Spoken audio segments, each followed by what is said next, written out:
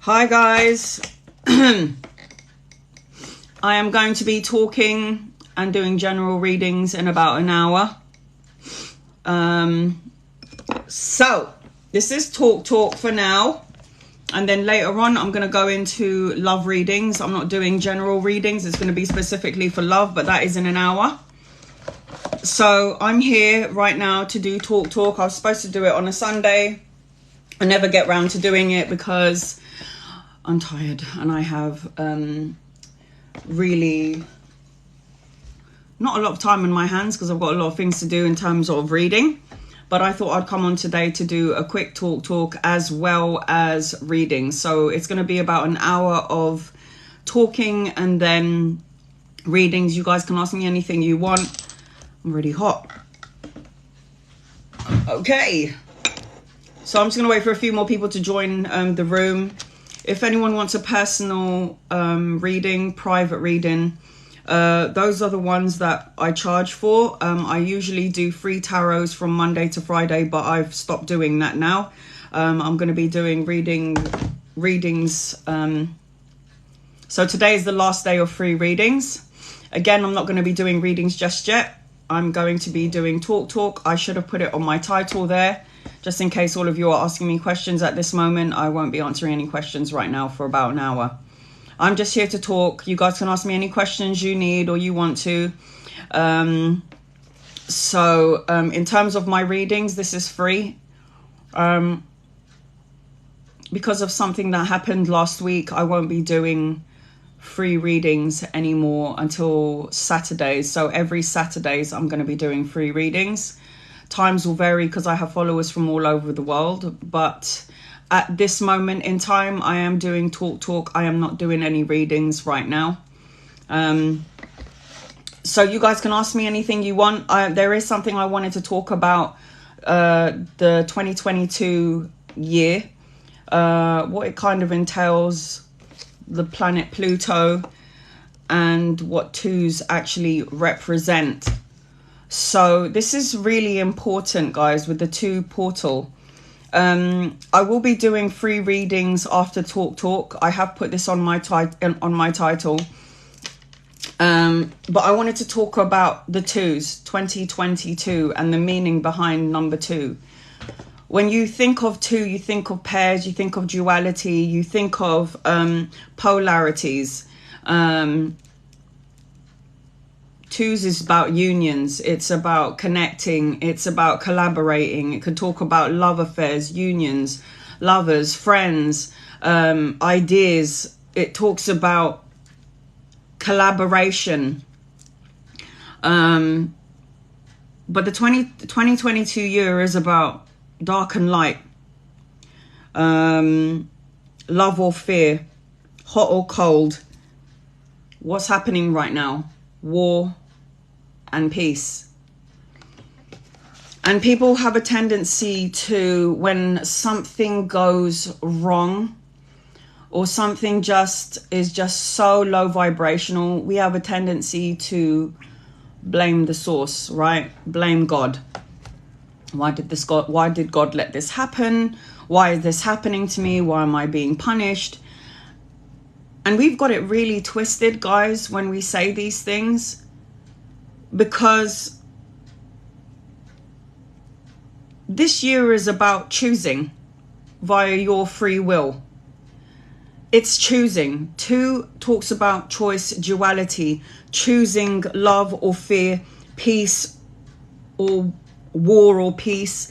We're in the energy right now of Mars and Venus, and Mars is the god of war. And Venus is about love and money and peace and duality. And Pluto energy is with us as well. And Pluto is the things coming up, things that you decided to push down. but it's going to have to be dealt with and surface. You can't, and surface up. You can't keep suppressing any emotions, any feelings around a person, a situation, yourself. It is yes to Russia. You need to send love and light, because you know what? Even Russia, you know, this war going on, they don't want the war. They didn't want it. But this is about war and peace. This is about duality. And we have free will choices, guys. We can choose. We need to send love and light to everyone and everyone in the world, because we're all connected to each other. We're all connected to each other. I don't care whether you believe it or not. I really don't care. But we're all under this one umbrella, feeling the same feelings. We're all going through the dark night of the soul. We're all having our good times, bad times, however. Whatever it is, we're all going through it. But the thing about blaming everything on the divine source, the God source, is if we're all human incarnated into the 3D world, and God has blessed every single one of us with free will, you have to start looking at your choices and what you do. Why is there war? Everyone has free will to choose to war or to have peace. And you can't obviously control what everyone else does, but you can control the things that you think, you feel, and you say. So if we're created by, if we're created in the vision and the likeness of our creator, we are all divine sparks of the God source. So we all have the ability to choose. We all know what's right and what's wrong. And some of us, we choose things that are low vibrational. We all have. Some people were made from wrongful breeding. Everything is possible, hun. But we still all have choices, and we all still have free will to choose how we think in a certain situation. Choose wisely, guys. When in doubt, get out. I don't care if this is in a relationship, or if it's home life, or with a friend, or with a low vibrational thought and feeling about yourself. I won't be answering any questions right now, guys. I'm only going to be doing questions in about an hour. So this is just talk. So you can ask me anything you want from my experiences. I will talk to you from my experiences, and I've had quite a few, especially a near-death experience. But if you can come from a place of peace, love, and understanding, I had to write all of this down because I didn't want to forget. For all the souls that are walking on this earth, we have the power to change the energy frequency of the world. If we can all come from a place of love and peace and not trying to gain power.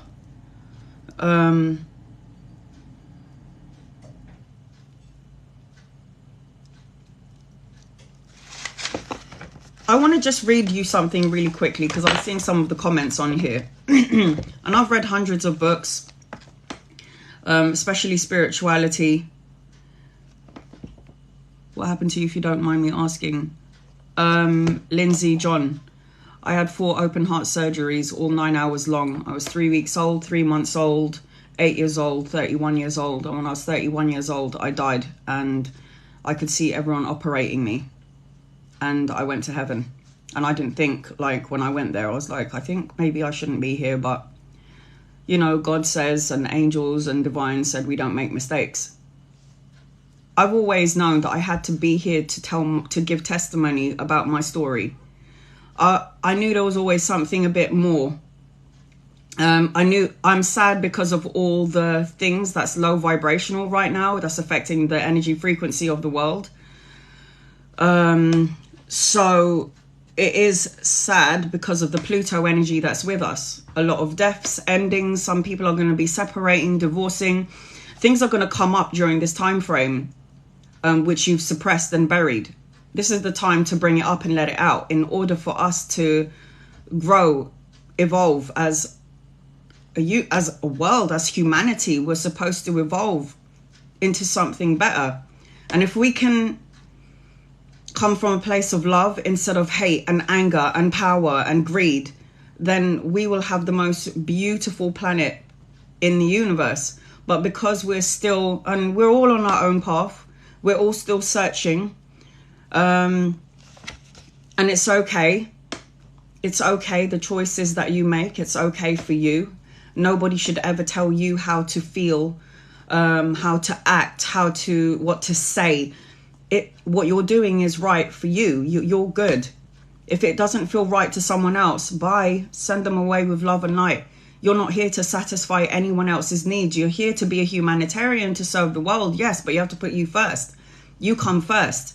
We're going to be raised into a religious background like myself, into believing certain things, which is great. It's a platform. But then as I got older, I realized that there is more than just the words on this page of a book. But the words on the pages of this book, the Bible, for me, saved my life on many occasions. People ask me what religion I am. I'm all religions and I'm none. My mother is, again, I can't remember, Catholic, Christian, one of the two. My father is a Jehovah's Witness. My brother has been a converted Muslim for 21 years. And when I listen to all of them talk about their beliefs, it all resonates with my soul. So you have to understand that what is right for your soul is right for you. And also you have to remember that you're a soul having a human experience. And you also have to remember that we're not here for very long, guys. So we need to love each other. We need to protect each other. We need to raise our children not in a world of violence. And, you know, it starts off in the home, right? Love needs to come from the home, and then it emanates out to your children, and your children will bring it outside of the house into the universe. And for some of you out there who had a really shit start in life, I'm talking about horrible, evil parents and all of that stuff. You know, if you can get your head around you incarnated into this world, choosing the people that you want to meet so you can learn, so your soul can grow. Some people choose the craziest and most hardest life paths to live and incarnate into this world to experience such harsh realities and experience the most low, densest vibration ever. And the reason why they decide to go through these things is because they know that we're not here for a long amount. We're not here forever. Our physical body has to go at some point. So what are you going to do with the time that you have here? And from when I died and I went to heaven, it was love. It was sharing your story, because your story could heal so many people. There could be someone going through exactly the same thing as you, or even worse. And your story, as a survivor, they'll look at you and say, if he or she can do it, I can do it too. Not manifesting the fear that you think about. The ego always plants seeds of doubt and worry. But there is something I wanted to read from you from this book. I've been highlighting this the whole week. I didn't come on yesterday because I was feeling a little bit tired. So I'm going to make it up to you guys by doing readings tomorrow on Saturday. So I will be doing free readings after Talk, which is now. But it says reincarnation is taking place in the physical world until the individual is sufficiently developed in the spiritual sense that he or she can reach a higher plane of existence and is no longer in need for this planet's developmental lessons. We're here to learn important lessons for our soul evolution and our soul growth. The most important lesson to learn when you come into the 3D dimension, this world, is to love unconditionally the people that have hurt you, that have done you wrong, that casted the first stone. It is so hard to love and to forgive, but it's so easy to hate, isn't it? It is so easy to keep those feelings inside the physical body, the mind, the soul, transmuting that energy into what? An illness that affects the physical body. Worst case scenario, cancer, heart disease, all of that shit. It's so easy to transmute those energies of emotions into the physical body. And you wonder why you're depressed and you're anxious. The other way to balance out any of this low vibrational dense energy is, and you're not going to like it, guys, to forgive and to let go of whoever whatever people, even yourself, is the most important thing, to forgive you. Because if you don't, you're just piling on the burden, the stress, the anxiety, making yourself sick. It's all right if somebody doesn't like you and is mean and cruel to you. That's not your fucking problem.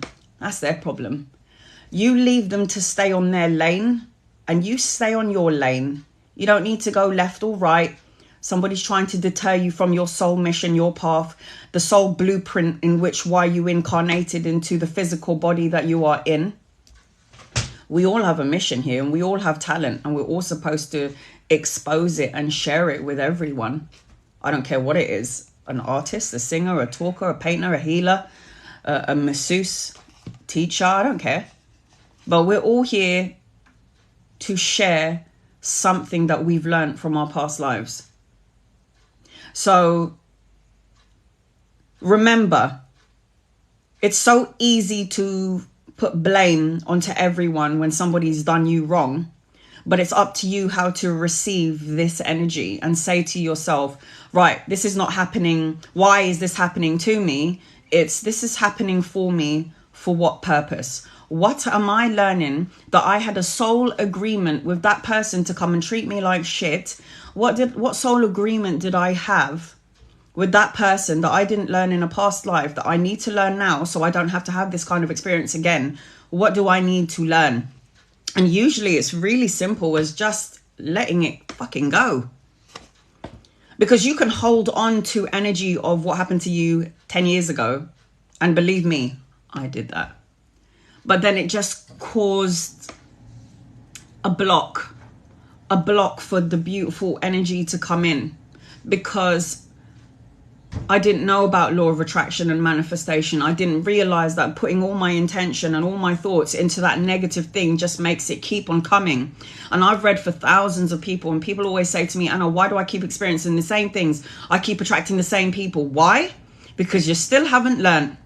You're either giving too much time, you haven't put up healthy boundaries, you're still giving everything that you know you shouldn't be giving because you ain't going to get it back and you know it anyway, but you're still doing it. And that's why the lessons keep repeating. The infinity symbol.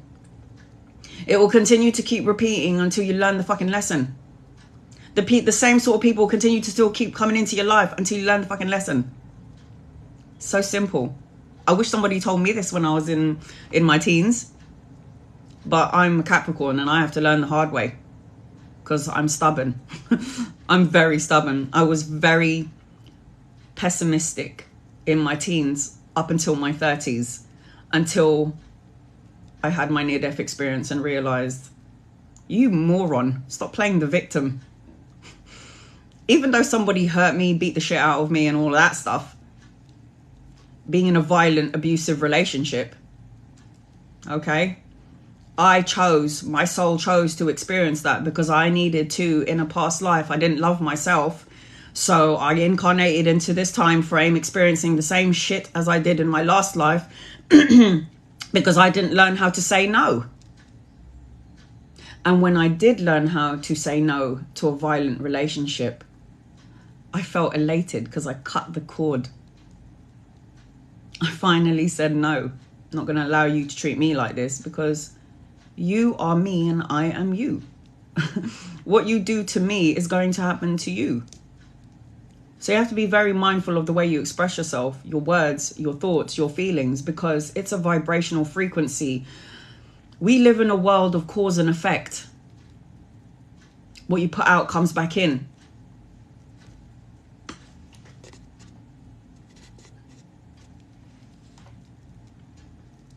I cheated on somebody and then I got cheated on with the person I thought was going to love me. That kind of energy.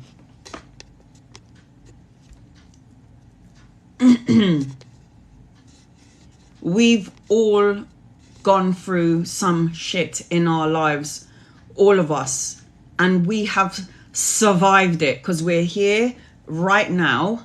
We've survived it. There's going to be remnants of it from yesterday, and you will bring that thought into the present moment. Of course you will, because we're human. I'm still human. I still think about certain things, but then I clear, cleanse and release. I stop myself in my tracks and I say to myself, all right, Anna, how long are you going to spend giving that shit airtime? I'm so done. I'm so done. Are you not done with feeling pissed off and angry and feeling unfulfilled? It's tiring, guys, is it not? It's so tiring to always focus on the shit that happened yesterday. It's soul sucking and it's draining. And this is why Divine says, feel your feels, scream, shout, do what the children do, throw a tantrum, let it go, and then you see them playing again after 10 minutes. Let it go, let it go. Who said that? Girl from Frozen? Let it go. This is about choice. The 222 2022 talks about making a choice, and make a good choice, guys. And when things happen around you that you deem as bad, and you say, look what God did, why did God make this happen? Stop for a second and say to yourself, well, look at the people around me, look at the free will choices that they've made, and then look at yourself in the mirror and go, did you choose to add more shit into that energy frequency by saying negative things? Or are you going to choose to step back and you're not dealing with this? You are not going to add in with negative thoughts, words, feelings to the situation, because it will just amplify the energy. So we all have free will to choose to be good, to be bad. We have the free will to choose. You cannot blame the divine source, because the gift that he has blessed us with that he's blessed all of us is the gift of free will to choose, not to choose, to say or not to say. Do better, be better. I try every day. I catch myself every day when I'm thinking negative, low vibrational thoughts, which I know is going to emanate out into the universe, not just into my home or into the environment of my house, affecting my daughter and my mum. I bet you when you're in a bad mood, everyone in the house can feel it. Everyone in the house can feel it. If your children is throwing a tantrum, everyone in the house can feel it. Do you see how potent energy is? When your children are winding you up because they're doing something stupid and all you want to do is knock them out. They're winding you up, running amok in the house, and all you're looking for is peace and quiet. Do you see how potent energy is? This is not only from just the children. This is from your sibling, your partner, your children, whatever, you.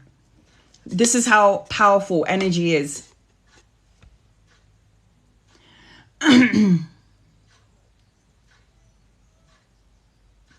Gemini, my what's it called? Rising sign is in my moon sign is in Gemini. Always thinking. Geminis are air signs, always over-analyzing, always overthinking. The good thing is, guys, when you can catch yourself in a negative thought and you stop yourself and go, no, you know this is not a good thing to think about, you're already there. You're already further than any of your peers, because you're catching yourself in a moment of thinking a negative thought and you're stopping it and replacing it straight away with something more positive. That's how you do it. And you know, people say karma is a bad thing. It really isn't. Karma is just balancing out what you did, either in this life or in a past life. It is as simple as that. Karma is just a way of balancing out. And karma, whether you believe in whether you have a religion or you have a religious belief or you're spiritual or not, it doesn't really matter, because karma is going to affect every single human being walking this earth. You've come here, you've incarnated here for a reason.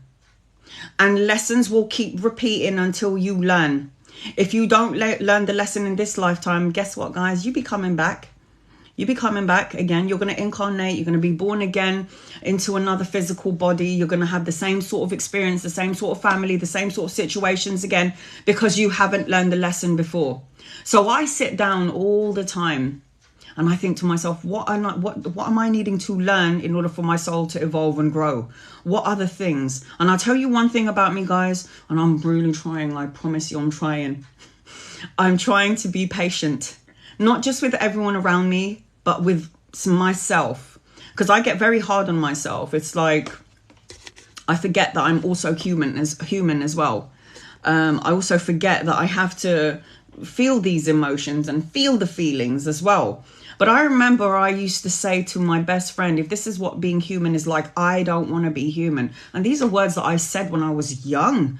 I was like in my teens, into my 20s, into my 30s. I would say these words, and only now at 41, I realized I knew something that nobody else recognized, or maybe half of you said these words as well. But I would say, if this is what being human is, I don't want to be human, because I felt like humanity can be so disgusting, they're just so evil. We just hurt each other.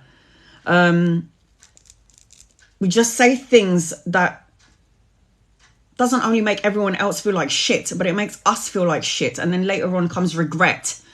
And you can't take back words, can you? It's already out there. You put it in the ether. It's gone. It's done. It's said. And once you scar that person with these negative words and thoughts and feelings, you can't, it's hard to bring it back. Because you feel bad. You feel bad that you said these words. So this is why Divine always talks about forgiving self. And when I talk to my brother who is a Muslim and I call it divine, he's like, why are you saying divine for? And I'm like, because anytime I say God, or I say, you know, the higher source, we all transmute it into separation. So divine is divine light source that covers all of us in this world, good and bad. The divine source. Thank you. I needed that, Holly. The divine source is the one that covers the whole of humanity. So when I say God, if I'm talking to my brother who's a converted Muslim and has been for 21 years, and I say God, he's going to be like, well, don't you mean Allah? And I'm like, well, I mean Allah, I mean everything. The source of love and light, the source of everything good, and that's of love. That's who I'm talking about, bruv. Who are you talking about? You know, this is what I would say to him. I need you on the record to listen to every day. Oh my God. Thank you. That is so true. I try every day. As long as you know that you're trying, that's all that the God source cares about, is that you're trying to do better. Yes, I had a negative thought, feeling, and I said a negative word. Thank you, Demetrius. Yes, I know that I'm feeling these things, but I've stopped myself in my track, and I'm going to transmute those negative words that I put out there, that energy out there. I'm going to transmute it into something a little bit more better, lighter, because what I put out there, I have to remember, comes back to me. It comes back to me. Everything that you think. I really, guys, I'm sorry, I'm going to have to do it again. I highly recommend this book. I really do. The Law of One book. You get it on Amazon. It's mind-blowing. It's mind-blowing. There are souls waiting to come in to have the earthly experiences. It's a gift to be here. I know sometimes it doesn't feel like it, because I'm homeless. I have no money to eat. I'm in a violent relationship, a violent situation. I don't know what's going to happen. But we all incarnate. We all choose our soul path. We all choose the people. Like I always say this in an example. So I die. In my past life, I go back to heaven. All the people that I love is back at home in heaven. And then we have that life review when we go, I didn't do good as your mum. You didn't do good as my son. We might have to go and redo that again. And this time I'm going to be the son. You're going to be the mum. We're going to have the same sort of scenario again. I'll be your husband. You be my wife this time. Let's try and do this better this time. Some people incarnate into violent relationships. And people always say, why is this happening? Have you ever thought that maybe in a past life you're the one that was violent to somebody, and then now it's coming back to you? There was a reading done by James Van Praagh, and I use this every time a soul steps forward and says, you know, I died in this kind of accident, I have this kind of hair, I have this, and the mother stands up and says, yes, that's my son. And then the son says, you need to forgive the person that killed me. And then the mother says, no, I can't do that. You know, you're only young. And then the soul says, yes, but I killed this person who killed me in another life. That was like mind-blowing. Mind-blowing. Karmic debts that have to be paid off.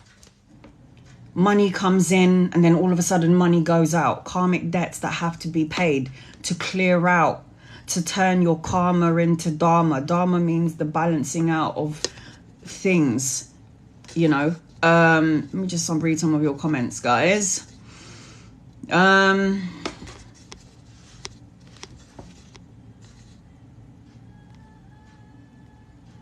Leos. Every Leo, Vic, every Leo is so confident out there, but behind closed doors, there's no confidence. Where's the lion in you? And you have the biggest hearts and great hair. What if the world was destroyed? How would you come back without a body or a shell? Well, it's world without end. Humanity might go at some point, because we're all going to kill each other off with all the stupid war that we're trying to power one up the other. But it does say world without end. I mean, it's scary to think that this world will implode, but our souls don't die. Forget the body. We've incarnated and reincarnated into many bodies already. You think you're only here this time round? You have no idea. And this is about, and don't take my word for it, guys. Do your research. Get books by Dr. Brian Weiss, reincarnation scientist, Dr. Joe Dispenza, Abraham Hicks, Law of Attraction, the Law of One book. Do your research. Don't listen to me. I'm just going to plant the seed, and if it resonates with your soul and it feels right, you're going to go, you know what, I'm going to see if this crazy Anna is telling the truth. I'm going to do my own research. And when you start delving in, because knowledge is power, and when you start delving into these things and you open up your mind and you're not so cynical and you think, yeah, we're only here to work 9-to-5 job, raise our children, and then retire when we're 70 and then have arthritis and we can't hardly work, and then that's the point where we can enjoy our money and then we die, you would be highly wrong. This is not why we've come here to do that. Sorry. No. So do your research. Many lives, many masters. I will repost this on my YouTube channel so you can listen to the books that I'm recommending. The Law of One, Raw Material, Dr. Brian Weiss, Many Lives, Many Masters, Dr. Joe Dispenza, Scientist, Becoming Supernatural. These are all for those of you who know that there is more to than existence than what you just see here with with your eyes. Because we're all born without the soul inside the physical body. You're dead. You're gone. Yeah. It takes the soul to move this vessel, this physical body, to complete the mission that you have set out for yourself. The mission of you and God and your angels and your guides and your loved ones on the other side. Sometimes when we incarnate into this life and we're like, oh yeah, I would like to experience this, that and the other. And your guides are like, and your angels are like, are you sure you want to go through all of that? And you're like, oh yeah, just so I can balance out my karma, so I can get it done and over with. So if I choose to incarnate in another life, I'm going to have an easy breezy kind of a life. So our loved ones, our angels, our guides always talk to us and say, listen, this is a bit much. We'll support you, but free will. You have free will on the other side as well. And even if they think that we're doing too much, and people say, why would I go through having open heart surgery 4 times, cutting me open and clamping open my chest, and, you know, chances of bacterial infection or infections and all of this stuff, and them messing about? Why would I choose to go through that? Because not only will I learn something, everyone external to me will learn something as well, to have faith in divine source, to have faith, because the body was created to heal itself. But the only reason why the physical body gets ill is because we overanalyze, overthink things, creating an illness within our physical bodies. Our soul, heart, mind, body, and soul is connected to each other. So if one of those things are out of alignment, if you're feeling sick in your gut and you're just really angry about things in the past and you're just pissed off, you're going to have problems with your gut, your lower part of your body, the lower chakras. If you've got problems from your heart chakra up to your crown, and you're overanalyzing here, and you don't believe in the divine source, or you can't see things clearly with your third eye, or your throat chakra, you're saying horrible negative words about yourself or everyone external to you, this is low vibrational energy, therefore affecting you in the head, having headaches, having problems with your eyes, having problems here with your throat, having heart problems with your chest, for some, worst case scenario, breast cancer. This is how you transmute the energy into the physical body, because it's not being released. You're not letting it go. You're not letting go of the anger, the burden, the hate, the betrayal, the sadness, the worry, the anxiety, the stress. You're not letting it go. So what it's doing is it's stuck in the physical body, in the vessel that's holding your soul to walk this mission in life. And then it transmutes into an energy of an illness, arthritis, frozen shoulder. Divine says if it's on your left side, this is the feminine energy. You're worried about something from the past and you keep bringing it forward. If your right side of your body is being affected, you've got problems with your shoulders or your arms or your hands, you're worrying about something of the future. This is divine masculine. You need to have balance within these two energy frequencies. We are all masculine and feminine within us. We all embody it. So yes, the body is a shell. If the world was to be destroyed, our souls are everlasting. So, and I'm sorry guys, but if there's one thing that we all have in common here is that we're all walking the same path. We're all going to go back home. That's the one thing that we all have in common. It doesn't matter how you walk this road. It's all going to end up that the soul is going to leave the physical body. We call it the death of the physical body, but the soul continues. It's the way the world works. It's the way the divine source created it, and it's so beautiful. It's so lovely. Aries, fire. I was 6 years old when I said to my mum that human life is too hard. That's because you came in and you was like, damn, I think I made a mistake. I want to go back. Trauma Thule. I was 6 years old when I said to my mum that human life is too hard. Yeah, damn right. But this is do you know there are souls waiting to get into this planet? And I think to myself, why? And it's because you can't experience this dense, low vibrational energy anywhere else in the universe, in any other dimension. It's just here on Earth where you experience evil, love. This is the planet. Planet Earth is where you feel every single thing, good and bad. You've experienced it all. And to those who are not here yet, who are still in the soul space, they're thinking, when one of them people goes out, I'm coming in. I'm coming in. There are so many souls waiting to come in to have a human experience. And even me, I was like, why am I here? What am I doing here? And I realized life is a gift. It doesn't, for some of you, it doesn't feel like a gift because, you know, my partner's a prick and he's violent, or she's violent towards me, or she's cruel, or I live on the streets. And been there, done all of it, been on the streets, violent relationship, loss of children, been there, done it all. 4 open heart surgery, physical experiences which should have killed me. 4 open heart surgeries and a 5th one to come. Should have died. 50% chance of surviving. Told my mum I was going to die at 10. And I'm still here at 41. My mum says, yeah, you still got a big mouth. I am Denise. I'm 54. For the first time, someone has made sense. Thank you. You are so welcome, honey. Denise McClan, you're so welcome. More reviews in need of this world. Linz, and you are one of those people. Everyone here who's highly involved, who has the time to listen, and with what I'm saying that resonates with your soul, your soul evolved, and you're still evolving even more. Anytime you pick love over fear, you are highly evolved.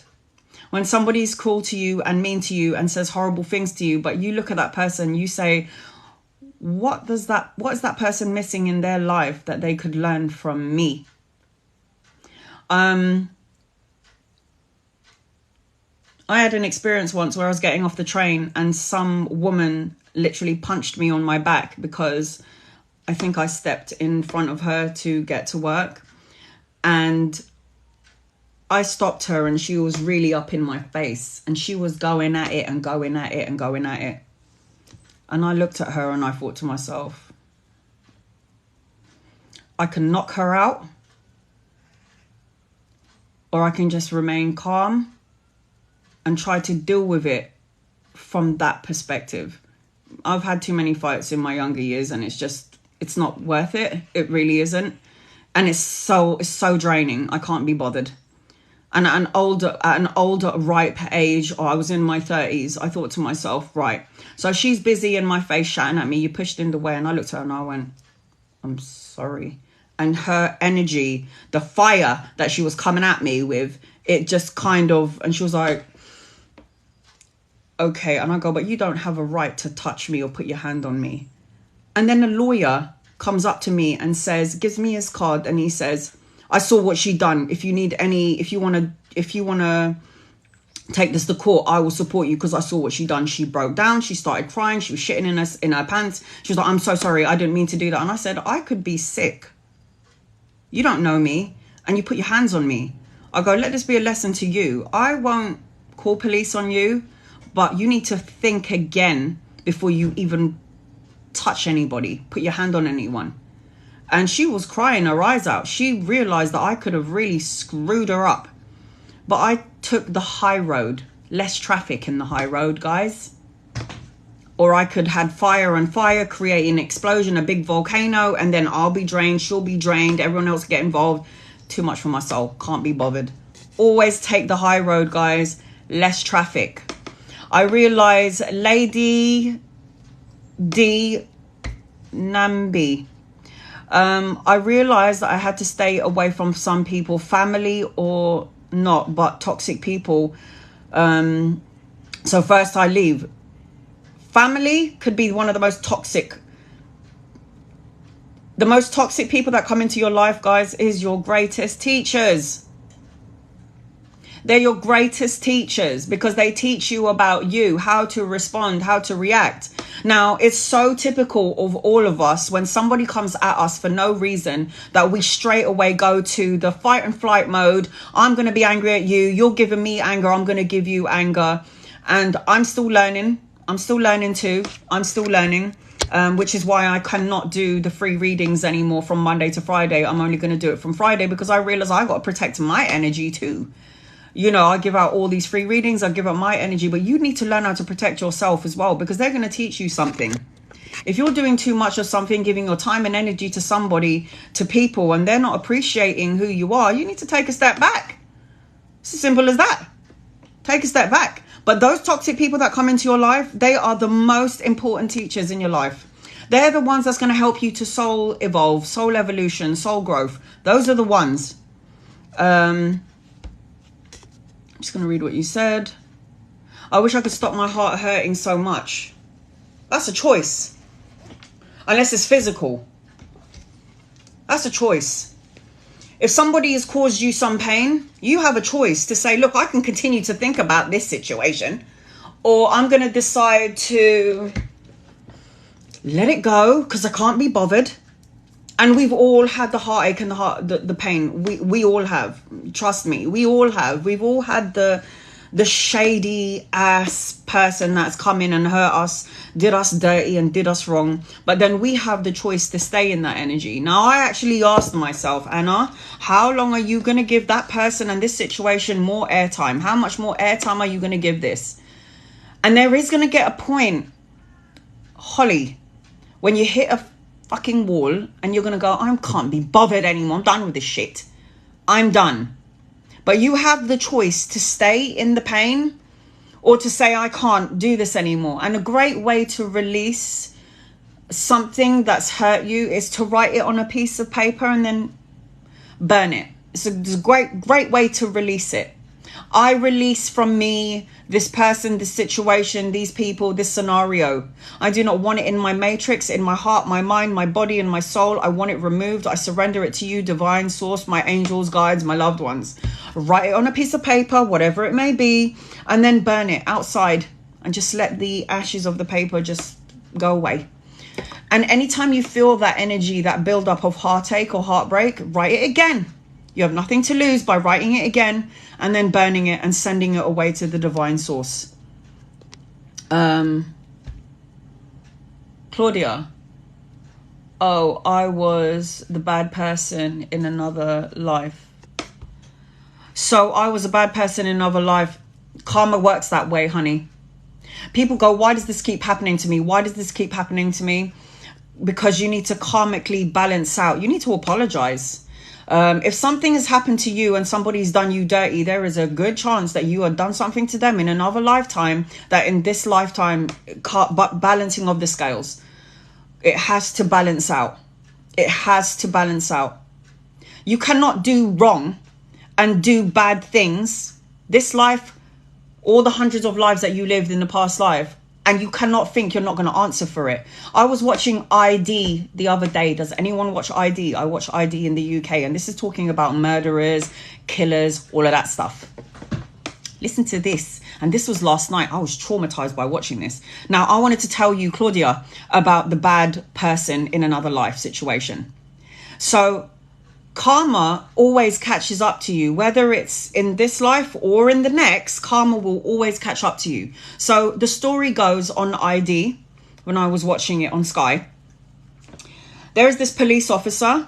She's a female, and she was in love with this man, and they dated a few times. She was so in love with him.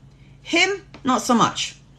He was respectful to her. He cared for her. They dated, whatever. But she was obsessed. Like, obsessed. In the craziest kind of way. So she took it upon herself to take this obsession to the greatest of heights that you could take obsession to. And when he said to her, this isn't going to work out, she was just like, why can't we fix it? Why can't we try to work it out? We're good together. And he's like, look, I care about you, I respect you as a friend, but I'm not really feeling those emotions towards you, so can we please just remain friends? So she couldn't do anything about it, right? If someone loves you and you don't love them, you let them go. You don't force yourself upon them. That's creepy. It's a bit weird. And what happened was, he found someone. Love at first sight. She's the one that he wanted to marry. Straight away, he knew that she's the one that he wanted to have. She wanted to have kids. He wanted to have kids with her. She was the one.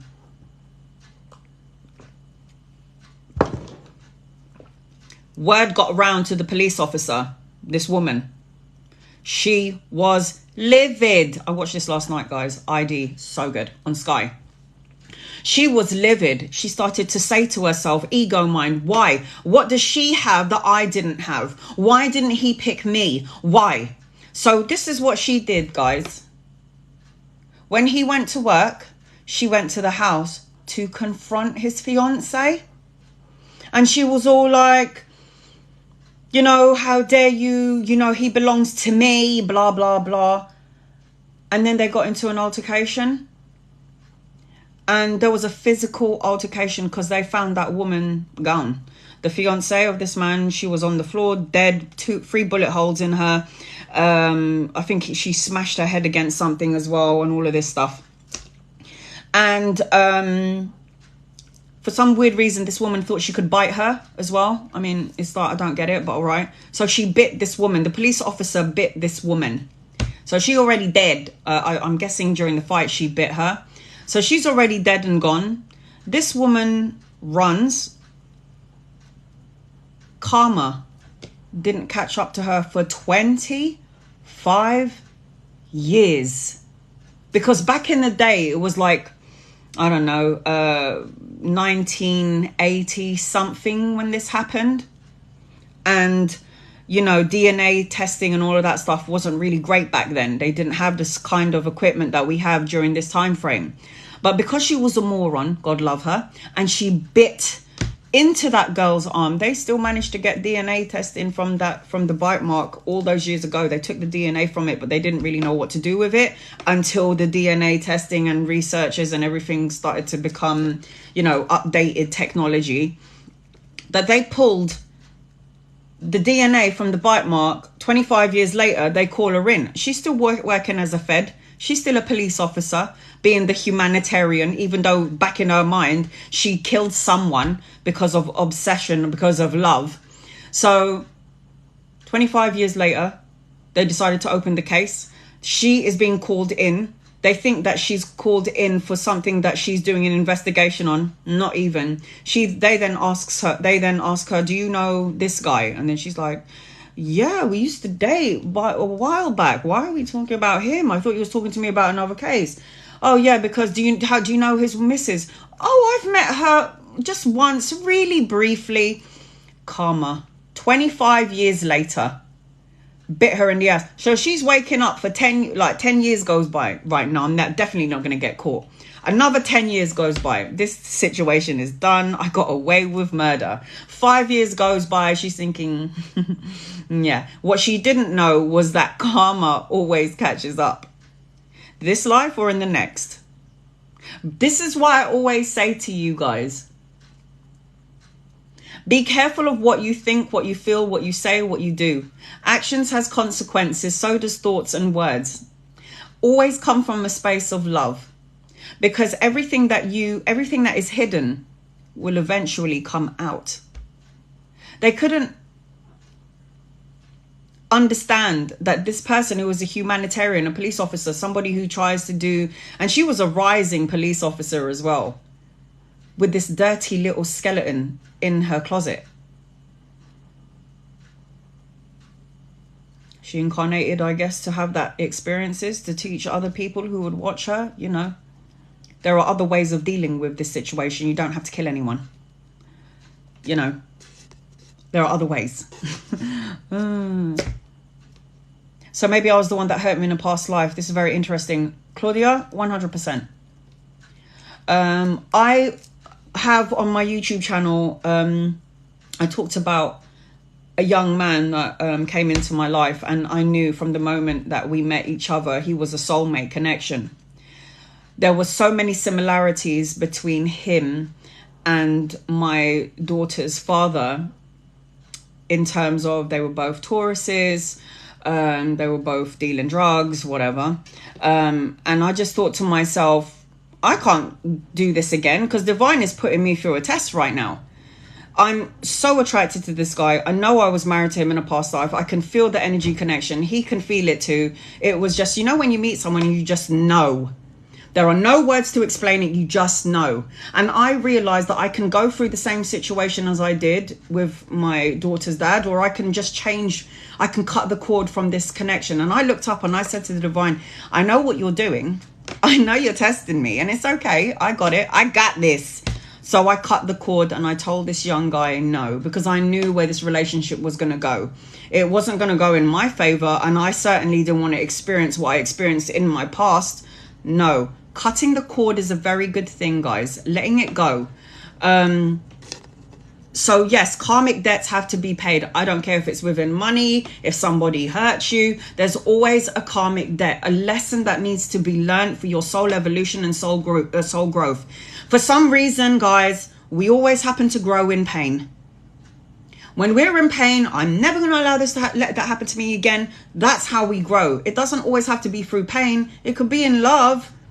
You know, oh, I want to experience this more often. I think this is a good energy, it's a good emotion, it's a good feeling. But we always happen to grow and evolve when it involves pain or a death or a loss of someone or someone breaking up. Oh, I now know what I want. I don't want to go through that again and all of this shit. We always grow from our negative experiences. And this is why this is such a low density planet here. I believe in reincarnation. That's where deja vu comes in. You're damn right. Do you know what deja vu is? Deja vu is when you were a soul going, okay, I want to have this experience, this experience, this experience, and that experience. I want it to be like this. I want to be wearing a red jacket and like red shoes, whatever. And then all of a sudden you warp, like you're into today. And then all of a sudden you have this deja vu of you wearing like this red top and these red shoes or whatever, and then you're like wearing a red top. I swear I've been here already. It's because you're remembering what your soul, the soul blueprint, the soul contract that you agreed to experiences, the people that you chose, that you had a soul agreement. So like I said to my daughter, who God knows I love her, but at the same time, I know that I incarnated with that child because that child, what do I say about my daughter? My daughter's a volcano, guys. Yeah. And she's an Aries. No one is going to win when you fight an Aries. Even though she's wrong and strong. Even if she knows I'm right, she's still wrong and strong. And it's just like, all right. And she's the one who teaches me to be patient. Because if there's anyone that lights up my fire to the point that I want to wring her neck, it's that child over there and my mum. But when them two are coming at me, I got one on that side and I got the other one on that side. I'm like, okay, I know. How are you going to do all this shit? I just don't anymore. I just let them come at me with their words. I visualize a ball of white light around me that has a mirror. Is mirror reflected, so anything that comes at me from them just goes right back to them. So when you visualize yourself, guys, in a ball of white light, visualize that ball like there are mirrors outside of it, so anything that's coming to you just bounces right back off that mirror, right back onto them. That is how you protect yourself. You wake up in the morning and you wrap yourself in white light, and that any negativity or negative words or actions come at you, it just ricochets right back out there. That's how you do this. That kind of give me some peace, not because I hurt him, but thinking maybe it's just karma. Yes, it's balance. It's balance. Forgive yourself, Claudia, and forgive your person for whatever the situation is. Reincarnation is so real. It's so real. What's your thoughts on karmic debts? It sucks, but I don't have power over it. Our karmic debts is the shit that we say. Is the things that we do, we say, we feel. We're getting karmic debts is because we did something we knew we shouldn't have done, but we did it anyway. The higher self, your soul, knows before the 3D body. The three-dimensional world is slow. The spiritual world is fast, like lightning, like a speed of light. Anything can happen. We know. The soul knows before the physical body. So what are my thoughts on karmic debts? Why do you think I'm here telling you guys, be careful of what you think, feel, say, do? Because words, actions, feelings has consequences to it, causing karmic debts. It's imperative. I say this all the time. Karmic debts has to be paid off. These debts that need to be paid off was caused by you. Caused by you in a past life, by the soul making the same fucking mistake, not learning. So you incarnate into this one, going through the same shit again. I mean, how many people have to go through the same crappy, going into a new relationship and experiencing the same crappy thing because you're not learning? Because you go into the relationship and you change who you are to make them happy. Yes, girls and boys, I guess. Right? You change who you are to make that person. I did that. Hey man, guilty. Any relationship that I got into, I had to be this perfect girl. I had to have my makeup on in the morning, get my hair done. I had to make sure that I wax my legs and wax my yeah, and make sure that I'm perfectly splendid. Excuse me. This is it. I wake up in the morning, this is what I look like, yeah? No makeup. I put a filter on here because my rings are nasty. I look terrible. But this is what I look like. Hairy everything. You have to love me for who I am. This is how it works. Your person needs to see you without the makeup on. This is me. You either take it or you leave it. If you want to leave it, then you ain't meant for me. Bye. I cannot be this perfect person all the time because I ain't. I am who I am, and if you don't like it, bye. You certainly plant the seed, thank you. I plant the seed, but you go and investigate, Barbara. Investigate. Do not take my word for it. I always say, don't take my word for it. You don't need me. But you do need to find your truth through external. But do you know, if you want to really, really, really find the answers to all of your problems and your situation, I want that. Meditation, guys. Meditation. This book has got, I don't even know. What page am I on? Let me see. Page 40. I got this book about 2 days ago. I'm a very slow reader. I got this about 2 days ago. And maybe 3 days ago. Maybe 4 days ago. I don't know. The amount of times that they put meditation in this book is nuts. I realized that I need to meditate even more than what I'm doing. Meditation reveals, because remember what I said to you earlier, guys? The soul knows before the physical body. How the hell do I get the answers to these questions? Meditation.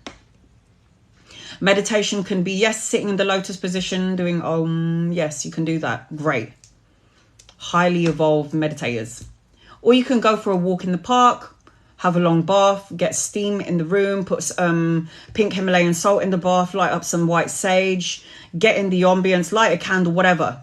Meditation, a meditative state. Reading a book is meditation, guys. Crocheting is meditation. Knitting is crocheting. Any form that gets you out of something that you don't like doing, something that you'll find comfort in, is meditation. Some people like to clean and they find that very therapeutic, and they go into a trance while they clean, a meditative state. Whatever it is that you love to do, go do it, because it will make you happy. It will raise your vibration. Your soul will start to, your mind will start to quiet. And then you can ask the divine a question. You can ask the higher self a question that you need answering. And then as you're cleaning or you're crocheting, the answers pop in. But it takes time. It took me 8 years to learn how to get the meditation down to a T. 8 years. For some of you, it's going to be really quick. For others of you, you're going to be thinking about the laundry, when you're going to do the next washing, how you're going to pay for the next bill, when I've got to do the dishes in the sink, which I actually have to do, which is really annoying. But these things are going to creep in, and that's okay. Just let the thought pass. Just be an observer of the thought. I see you there, but I'm not going to get into that.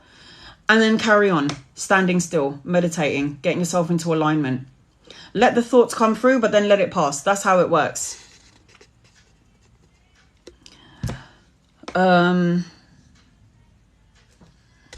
Okay.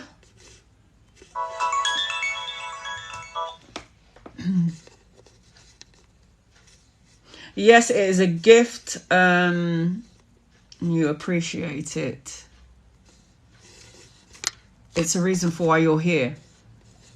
100%. I'm 41 too. Love listening to you. Thanks, Denise. I say that all the time. You know, it's so, the hardest thing to do in life is to cancel, clear, release. Cancel out the negative emotion. Clear out the negative thoughts and release the energy to transmute it. I always say, if there's something in your life that you need to transmute, you need the energy to transmute into something of love. I always say, visualize a box in front of you. Visualize, because we all have guardian angels. I don't care what religious beliefs you have. I don't care. When I had my near-death experience, I saw angels, guides, loved ones, and we all have them. I don't care if you believe in it. I don't care. And those people who have had near-death experiences, they will tell you the same thing. Going into the tunnel, into the white light, they will all tell you the same thing. It happened to me, it happened to my mum. Still trying to get an interview with my mum though, but she's like, not really sure if she wants to be on camera. And I'm like, Mum, it's just going to be me recording it. You just tell your story. And she's like, just give me time. My mum is 76 years old, and she has been through some, I don't even know how to explain to you some of the shit that she's gone through. But yeah, I wanted to do an interview with my mum so she could tell her near-death story experiences when she had her burst appendix. She's seen things all of her life, spirits, angels, guides, her loved ones on the other side. And, you know, she always used to think she was crazy. Eliza! This child is... sorry, I can hear my cat meowing outside. So... I completely digress. Lost my train of thought. I've got to do so much. The fact that you're even saying that, April, is already you're starting somewhere. The starting point is always the best place. You clean. Soul Tarot. That's what I'm saying. Whatever it is that gets you into alignment, which makes you clear your mind, that's where you need to be. Meditation is so powerful, and I don't mean that you just get the answers from the divine source, the higher self, because the higher self, the soul, is connected to that love and light source, and everything you need to know is inside of you. Everything. Half of us already know the answers to our questions, but we're just trying to fight it because of our ego. So it's like, should I stay with him? And then your insides, or should I stay with her? And then your insides are going, you shouldn't. So what are you asking the question for? But you're doing it anyway. So all of us already usually know the answers to the questions, but we're just being stupid. We're just being egotistical. We're just like, no, stay here, ride it out. Maybe she or he might change. Let's stay in the situation for a little longer. Maybe I can help change that person. You can't change shit. You can't change anyone. You can only change what you do, what you feel, and what you say. You cannot tell somebody how to be, how to act, what to say, and what to feel. You don't have control over that. You have control over you and what you say and what you do and what you feel. And that's that. I used to think I could change my partner. Okay, I'm going to make him a better man. I felt so bad for him. He had no mom and no dad, and he was on the streets and whatever. I could be your lover, your friend, your mother, your brother, and your sister. Did he change? No. Giving all that time and energy to somebody that's not going to change. Put that time and energy into yourself. Into your soul expansion and your soul growth. The first thing you got to do, April, is write down everything you don't want on paper. April Jones, write down everything that you don't want, put it on paper and burn it. And anytime something comes into your matrix again and it doesn't feel right, please, divine, cancel, clear, release this from my energy frequency. I can do without it. And when you do that and you burn the letter, you burn the manifestation, then write another letter and say, divine, this is what I want. And then put all the things that you want in this letter, everything. Health, abundance, security, love, children, peace, world peace, no more war, whatever. Put it on the paper and burn that, because that's another telegram that you're sending out to the divine source. The smoke, it's a sacred smoke, and it goes up into the universe, into the ether, to up. Where does smoke go? It doesn't go down, it goes up to the high source. That's why I always say burn your manifestations. Burn it. They will receive the telegram. B-boy, you stay right there. Manifestation, I've been really into it, and it really works. It works, and it especially works if you are in alignment with it. People have a tendency to manifest from a place of pain.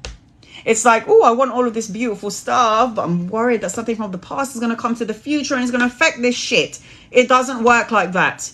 Cancel, clear, release what you think that doesn't serve you anymore. Let it go, and then focus on the things that you do want.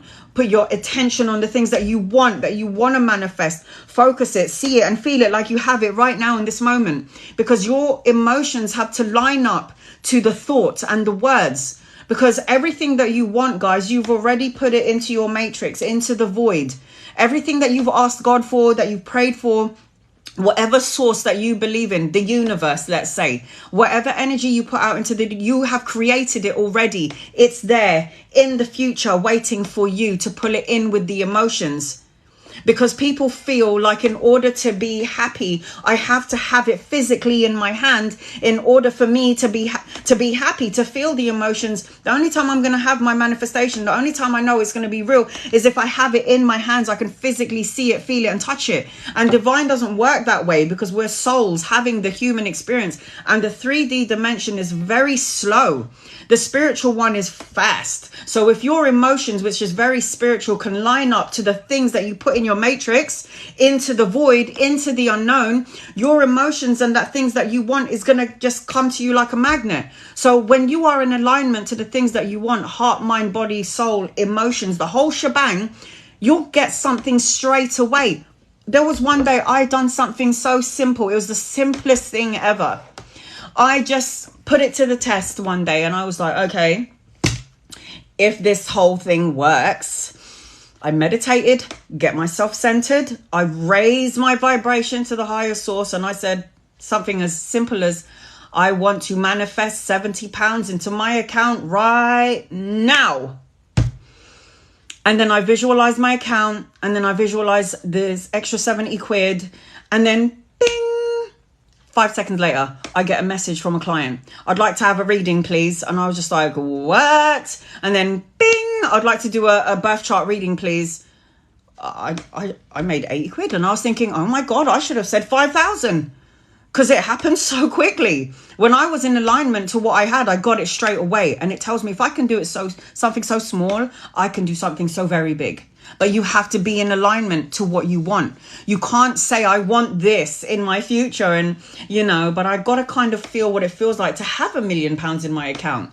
I'm not going to be happy. I'm not going to know the emotion or the feeling until I have it. But we are in a planet of vibration, of emotions. So if you're not in alignment with the things that you want because you're doubting that you are deserving of it, you ain't going to get it anytime soon. It's there for the taking, but you ain't going to have it. And any negative thought, emotion, feeling, or words that you add, you just put an extra block from what you want. It's just, this block is just getting bigger because of your negative thoughts, words, feelings. You have to be in alignment. Put it to the test. Don't take my word for it. Put it to the test.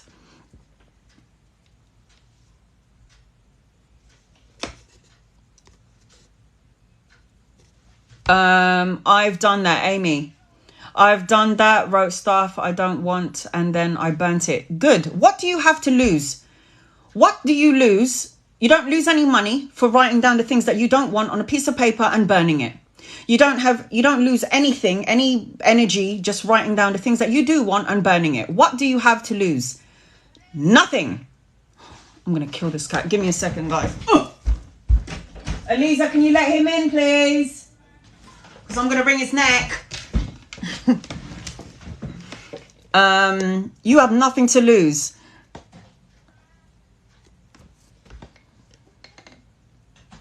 Hardest part is balancing the ego. Very hard.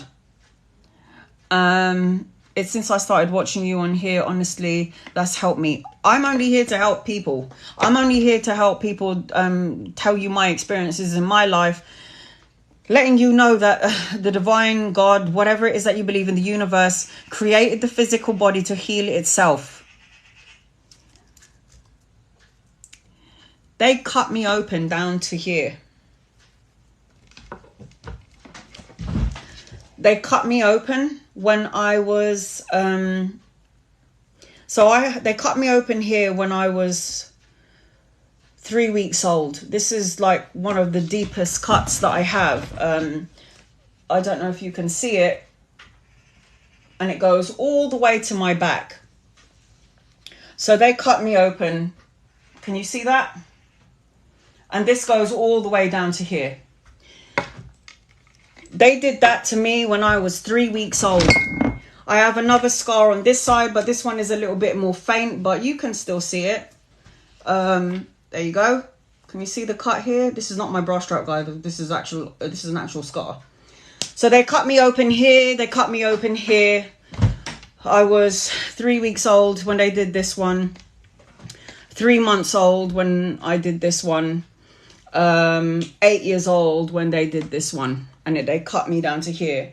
And then they created 3 holes here. And the holes that they created here was the blood coming out, going in, coming out. And the pipes that were inside my stomach here at 8 years old, they were about this thick. And it was clear. So you could see my blood. And there was 3. I have the scars here. I don't know if you can see it. Can you see? Oh, 4, sorry. 1, 2, 3, 4. So they cut me from here down to here. They cut me here. All 9 hours long. I had a massive needle in my neck. I have pictures of it on here, by the way. They put a massive needle on my neck. It was like that. It was nasty. And it had all these other tubes dangling down from it. So can you imagine having like a needle in your neck the size of your finger, and then all these things dangling down from it because they need to get blood from each of these pipes because they can't keep putting needles into my body because my whole body was effed up. And I'm just thinking about it now. I don't even know how I survived all of that. Oh my God. And there are people who've been through worse than me, guys, just to let you know. But I remember when I was 8 years old after my operation, and I remember them saying to me, so back in the day, they didn't have the equipment that they have now. And I give absolute respect to Brompton Hospital. That's my second home. A lot of people hate hospitals. I love hospitals. Can't help myself. When I get to the hospital, I'm like, I'm home. I'm going to have a break. I love hospitals. I love Royal Brompton Hospital. I've been there since I was a baby. I was born from that hospital when I was 3 weeks old. I had to be taken straight there. It was just one of those. The Royal Brompton Hospital here in the UK, they saved my life. All of those people are angels. They save earth angels. They saved my life. I should not be here. I should be dead. And I remember when I was 8, I just remember when they were going to pull out these tubes from my stomach. And there was like 4 round tubes. I was saying that they were like this thick. And I remember I had to hold both of the nurses on their shoulders. And they said, okay, Anna, how much do you want me to count to? And I'll be like, okay, let's count to 3. And I didn't clock what the fuck they were doing. I remember the pain and from 41. And they were like, okay, Anna, ready, 1, 2, 3. And then I just remember them pulling this wire out from my stomach. And I'm thinking, I can feel like this sharp burn, this pain. And I'm thinking, when the fuck is this thing going to end? Where is this thing in my body? So that's just 1 tube. And they were pulling it out, pulling it out. And I can feel the burn, the pain. At 8 years old, I mean, I hugged the child within me. And then they did it for the second one, and then the third one, and then the fourth one. And I just remember thinking, oh. But then I was all right again. I was just playing with my friends, you know, in the hospital, doing my thing. I don't know how my mother and my father survived all of this. I can't wrap my head around it. I don't know how they did it. I can't. And back in the day, I was born in 1980, and I had my operation fairly quickly, the same year. And what happened was, my mum said, when you were 8 years old, obviously they don't have the technology that they have now. So they had to put me in a body bag. You know where you put dead people? You know the black bag when you're taking them into the mortuary or whatever it's called, and then you zip up the body in the body bag. B-boy, get over here. Are you going in or are you coming? Are you staying out? What do you want to do? Whatever. So my mum said, I remember when you were 8 years old before your operation, they didn't have the technology they have now. They had to put your 8-year-old body in a body bag, and it was black, and it looked like it was. And I said, well, what the hell did they put me in there for? And she said, well, it was in ice. There was ice in this body bag from head to toe. There was ice in this bag, and they put your body in it, and it's to freeze your blood. It was to get your blood. And I was just like, what? I have a daughter, and when my daughter had to go and have her wax removed at 6 years old, I was crying, and all she had to do was get the wax removed because she had really solid wax in her ear when she was 6 years old. And crying out loud, B-boy. And that was traumatizing enough. I think I cried when my daughter got her ears pierced. I am such a baby. I was like, oh my God, my daughter's getting her ears pierced. Oh my God, she's going to cry. And my brother was like, just give her to me, you idiot. So he had to take my daughter to get her ear pierced because, you know, I'm freaking out. B-boy, that's the name of my cat. And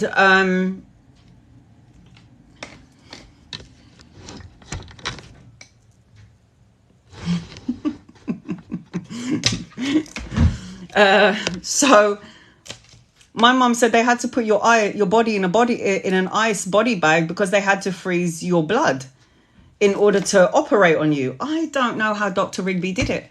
I love you. I love this man. But yes, so, and I never really looked in depth at my heart condition. I think my best friend came with me one day, Shiv. She came to the hospital with me, and she wanted to know in detail exactly what the hell was wrong with me. Like, okay, so this is my best friend. I've known her since I was 13. What exactly is wrong with her heart? They had to draw a diagram. And they basically said to Shiv, her heart wasn't developed. Technically, it's a very complex situation here. The heart didn't develop properly. She had a murmur. She had a hole in her heart. There was a tube missing. 50% of the blood flow wasn't going in. Her lips and her eyes were blue. Her nails were blue. Her heart was beating so fast, and at the same time it got really slow to the point where it seemed like I was dead. It was just not working. In a nutshell, my heart was fucked. I should not be here. No. I shouldn't. And the other day I found the notes on my heart. I don't understand what they're talking about. The left ventricle, which is something diameter in degree and all of this shit. And I was like, what? What are they talking about? How the right ventricle is bigger than the left one and the other one is not pumping that much blood. And there's a leak. They told me I wasn't supposed to have my daughter. They said to me, Anna, you're not allowed to have children. You're not allowed to smoke. You're not allowed to drink. You're not allowed to have tattoos. You're not allowed to go swimming. You're not allowed to go to the gym. You're not allowed to drive. You're not allowed to do all of this stuff, basically telling me I can't live. I did everything anyway. I didn't care. I didn't listen to anyone. I'm a stubborn bitch, and I did whatever, even at 8 years old, I did whatever I wanted to do, and no one was going to stop me. And I heard that I was supposed to give testimony. And I thought, for what? For those people who are going through a certain situation, that you are going to inspire them to know that your body can go through whatever. I don't give a shit what it is. And that you have the mental capacity to tell your body to heal, because there is nothing wrong with you. This is just a glitch in the matrix. If you have a heart condition or you have a tumor or whatever, this is just a glitch in the matrix. You say hello to the tumor. Hello to my open heart surgery. I know why you're there. Thank you for being there. But I have shit to do. So you're going to heal and you're going to get healed, and you're healed now. So I'm due in for another open heart surgery. I think the worst experience I ever had as an adult, when I had my 4th open heart surgery, when they opened me up here again at 31 years old, was when they put the camera in my groin. It wasn't exactly in the groin. It was like at the sides of my groin. So they kind of cut a hole here and they put a camera in through the groin area up my stomach to check on my heart. Guys, you would think they would go down my mouth. Surely this is a quicker access to the heart space. Whatever. So that was the worst one for me. And the reason why was because they had the opportunity. So they put some dye inside my heart to see what the hell was going on here. And then what they did was they started my heart. I could feel my heart beating out of control. They had the capacity to do that. And then they had the capacity to slow it down to, and I was just like, guys, I don't like what I'm feeling. That kind of energy. And I just remember I could actually feel the camera going through my groin into my stomach up near my heart. It was the craziest thing I've ever felt in my whole life. It was actually one of the most painful things that I've ever felt in my life. And I was crying. I was like, listen, whatever you guys are doing, I can feel it. And then they did something, and then I went to sleep straight away. So they had control over it. So I love Brompton. They're amazing. I love them. When I had my daughter, they found out that there was a leak in my heart, and that they were afraid that the pregnancy could basically make my heart stop, which is why they didn't want me to have a child. But I had my daughter anyway. No, I wasn't going to listen to anybody. And I remember when I had when I was pregnant with my daughter, they said, look, you are going to have to come in for another operation at some point because there is a leak in your heart. This is why you might feel palpitations, out of breath. Are you feeling any of these things, Anna? And I was like, no. Okay, sorry, Anna. So you're not feeling any heart palpitations? I'm like, no. Okay, are you feeling any sort of dizziness? I'm like, no, maybe once every 2 years. And they're looking at each other, like taking notes, thinking, what the fuck is this guy? What the fuck is this woman talking about? She's got a leak in her heart. She's not having any dizzy spells. She's not having any sort of, what is this? That's the divine source right there. Mind over matter. So if I said to myself, because the body follows the mind. If I said to myself and I said out loud to my body for my body to hear, because this is different energy, these are different bodies. You have the physical body, you have the soul body, you have the mind body. Now, if I told out loud myself, oh my God, I'm really sick, I have this open heart surgery, I'm gonna be in bed all my life, I would have been in bed all my life. But I rebuked that. I was like, I ain't sick. I don't have heart. My heart is fine. I don't know what you're talking about. My heart listened to the words and felt the words of what I was saying, and I was just absolutely healed. They told me recently that if I was to have another 5th open heart surgery, they could possibly do it by keyhole. They said it really all depends on your lifestyle, Anna. What are you doing? Are you still smoking? Are you working out? No. If you're healthy, then we might be able to do it by keyhole. If not, we're going to have to go in. I don't care if they go in. I'm cool. I don't mind them cutting me open. This is like my chance to go home for 9 hours and just relax and chill. I'm good. So I had a brain tumor. Gina, I had a brain tumor removed 30th of April. Oh my God. Operated on my... And look at you now, honey. And look at you now. I wouldn't be surprised if your third eye was blasted open. You are somebody that needs to tell your story, because there will be other people out there in the world who's experiencing the same thing as you. And when they look and see you and they go, look at her, man, she's been through all of that. You don't even look like you're sick. Because people always say that to me. You don't even look like you're sick, Anna. And I'm like, because I'm not. I'm not sick. What? Because I have a scar here? The body heals itself. The body has the capacity to heal itself from all illnesses. This is how God, the divine source, created the physical body. This is why it's amazing. Cut yourself with a knife. You'll notice in a couple of days, the scars will heal. It will stitch itself back together. This also works internally. When something comes into your body that doesn't make sense, your bodies, the soldiers inside your body will start to look at the situation and like, okay, how are we going to battle this? This is how our body works. There are little soldiers inside of us, the blood cells, the white cells, whatever. They all communicate with each other, and they can see an energy inside our body that is alien. And they're like, right, we're going to tackle this shit. How are we going to do this? But it helps that your mind is on point with your little soldiers in the physical body. It helps. All right. Now, does anyone else have any questions? Let me know. Talk to me. Just know this, guys. The body can heal itself. Okay, so we're going to the next portion. I've done the talk. I don't even know if you're comfortable talking about it, but I heard you say that you died. Yes, I did. When I was 31, I had a near-death experience. I came out of my body. And I've posted this story many times on my YouTube channel. You're going to have to go down a ways because I've got so many videos on there. But Claudia, yes, I did. I had a near-death experience where when I was 31 years old, they did a 9-hour open heart surgery. They clamped open my chest to fiddle about with my heart and do whatever it is that they needed to do. And I just remembered looking down on my physical body, and I was like, wait a minute, if I'm down there, what the hell am I doing up here?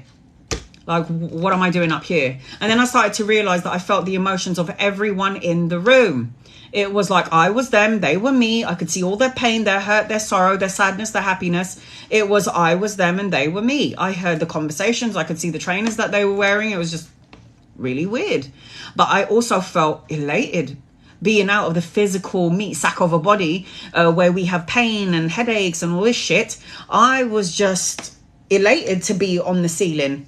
Because it was like I wasn't feeling pain, anxiety or stress. All of that left. It was like all of that low vibrational dense energy was left inside that physical body, this one. And my soul up here looking at this physical body and everyone in the room was just like, oh, I feel good. I like it here. And then all of a sudden I was pulled up through the hospital ceiling, out into the stars, out into the galaxy, in through a tunnel, into a white light. And then into this white light, I saw angels, Archangel Michael with his sword, guides, loved ones, relatives that have died that I've never met, my grandfather, my grandmother. And all I kept on thinking was, I am home. This is the reason why there is such thing as birth and then death. And Divine always reminded me, remind everyone how they came here into the world, and remind everyone how we leave the world. When you come into the physical world, you come through the tunnel of your mother out into the white light, into this universe. When you cross over to the other side, you go through the tunnel into the white light of home heaven. That's how it works. The infinity of life. And when I was up there, I said to God, I ain't going home. I felt a presence behind me, and it was neither masculine or feminine. It was just everything and all. It was just pure love, a love that you will never experience here in the 3D world, because we all think we're separate, which we ain't. When you're here, you think you're separate from the person in the next room, but you're not. We are all soully in sync. I don't care where you are in the world. I'm with you and you're with me. We're with each other right now. And I just remember thinking to myself when I was up there, I ain't going back down there. And when I said down there, I mean here, down here to the 3D world, here, planet Earth. I didn't want to come back down here. I wanted to stay right there with the God, source, angels, loved ones. And I've read for thousands of people, and they go, but you know, you have a mum and you have a daughter. Did you not want to come back and take care of them? And I was like, no. Because I knew at some point in their life, in this short life that we have here, we're going to go back home. If you're lucky, you'll live till you're 67, 68, 69, 100 years old, whatever. And then God is going to say to you, so what did you experience in that incarnation? What did you learn, Anna? And I was like, well, I learned that I was an impatient cow. I wasn't very optimistic, and I learned to be in my late 30s. I also learned how to stop playing victim mode. I learned how to be patient, and I also learned how to trust more in the divine source, because every time, God, that I had an energy where everything was going wrong, I forgot that I survived 4 open heart surgeries. I had to humble my ass again. I had to humble myself again, because I keep forgetting that they're always working with me, for me, and not against me. And the only reason why I would think that the divine or the universe is working against me is because of my stupid ego mind. Ooh, something bad's gone wrong. The world must hate me. Why is God punishing me? No. I possibly attracted it to me because it's a test. I possibly attracted to me because it's what I signed up for. What am I going to learn? What am I going to learn? It's all lessons. And I just remember I have no fear of death. My mum told me the same story. She's a totally different person, going through the white tunnel, having her experiences. But she told me when she had a near-death experience, because she had a burst appendix on her 45th birthday. And they said to her, if you had come in an hour, 10 minutes later, 5 minutes later, you would have been dead. And on her birthday, she had a burst appendix. And she said to me, when I crossed over, she goes, I was looking down at my feet, and it looked like I was wearing a white robe. I could see me wearing sandals, and I could see my hair white and very long. She goes, I could just see this portion. So if you was to look down at yourself right now, you can only see your legs and your hands. This is your perception. This is your view, your peripheral vision. And my mum said I could just see my hands. I could see my long hair. It was pure white. I was wearing a white gown with sandals, and I was walking through this tunnel, and I came out into a white light. And as I got into the white light, the white hair disappeared. It was like I reverted to, because when I connect to the souls on the other side, I realized that they go back to an age of which they loved and where they were the most happiest. So when I connect to my best friend's father who crossed over, he doesn't look like how when he died. He looks like a young man in his 30s when he got married. That's what he looked like. And I was like, ooh, uncle, you look good. You know, that kind of energy. Yes, I'm doing really well now. People say to me, a little bit tumor left stable, had app 24th of February. You're good, Gina. You're power. You're absolutely powerful. And you need to tell people your story, because people will resonate with that. Yes, my angels, God, crystals were all with me. Yep, crystals are so powerful. It is scary. It's, for me being the person who's experiencing the whole open heart surgery thing, it was normal for me. You know, the pain, no one likes pain. I didn't like when they had to pull those wires out from my stomach. That sucks. I didn't like when they had to pull out that thing from my neck. That sucks. But pain makes you know that you're alive. I know it sucks, but it's true. You don't feel pain in any other dimension. You only feel it here. And pain makes you realize and remember that, you know, you're here to feel this energy because you're alive. And life is too short, guys. 1 minute I was 19 and the next minute I'm 41. You're going to go to sleep tonight and today's going to be gone. This is why you have to cherish every moment, every second of the day. Just appreciate and love this moment. Love everyone that is winding you up and go, oh, you know, when somebody's pissing me off, I love you. And they're going to be like, what? It's so, you know, when somebody is so angry and they're ready to just attack and you sit there and you say nothing and you go, I love you. They're going to be, you're going to make their flame go. They're going to be like, you're going to take them off guard. They're going to be like, wait, what? I thought you were going to attack me, like, but you're just like, no, I love you. I get what you're saying. And I'm sorry. I made that mistake. I shouldn't have done that. I'm so sorry. Even if they're wrong, just say it anyway. It just diffuses the argument, diffuses the situation. My best friend was saying to me, oh my God, your goddaughter came into the room today and she was screaming and fucking winding me right up, and she was ready to go in. We're about ready to have a fight, and she's going, and then all my best friend did was, okay, I love you. And then she went, I love you too. And then she walks out of the room. It's like, it's so good. When somebody is warish and fire, be the water. Be the water that distinguishes the fire. So much easier. Life is so much more easier when you do that.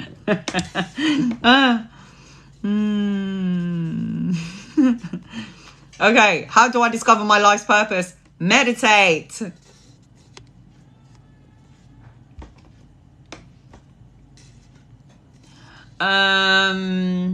So I was just wanting to say to you guys that I did offer free readings from Monday to Friday, but because not all of you, by the way, I still love all of my supporters that don't expect anything. The reason why I decided not to do readings from Monday to Friday is because there was a lot of people that felt entitled. A lot of people that said, you know, I've gifted you. I've asked you this question so many times and you haven't answered me. And it's like, there are some people out there who can't afford to buy gifts to gift me. This is why I try to cater to everyone around the world by giving free readings. So I realized I had to protect my energy, because not all of you, you know who you are, those ones who were taking the mick, and you know who you are, the ones who support me regardless. And that's the reason why I'm not going to be doing free readings from Monday to Friday. I'll be doing free readings now in a minute. And I'll be doing free readings tomorrow because I didn't come on live yesterday. And the next time I'll come on to do free readings is on a Saturday. So I'll be doing it every Saturday. I had my gallbladder taken out, Tammy. And when they took the tubes out of my stomach, it hurt. So I know. Yes. Not nice. Not nice.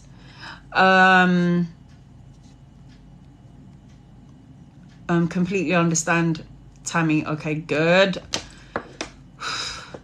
Is there different ways to meditate? Never done it before. Any advice? Chantel, yes, there is so many ways to meditate, honey. So many ways. You can go for a ride on your bike. Going out into Mother Nature is the best way for meditation, because fresh air, Mother Nature, getting yourself grounded into Mother Earth. You can crochet, you can knit, you can paint is a way of meditation. Yes, you can sit there and do the standard meditation where you sit in silence. That is the best way.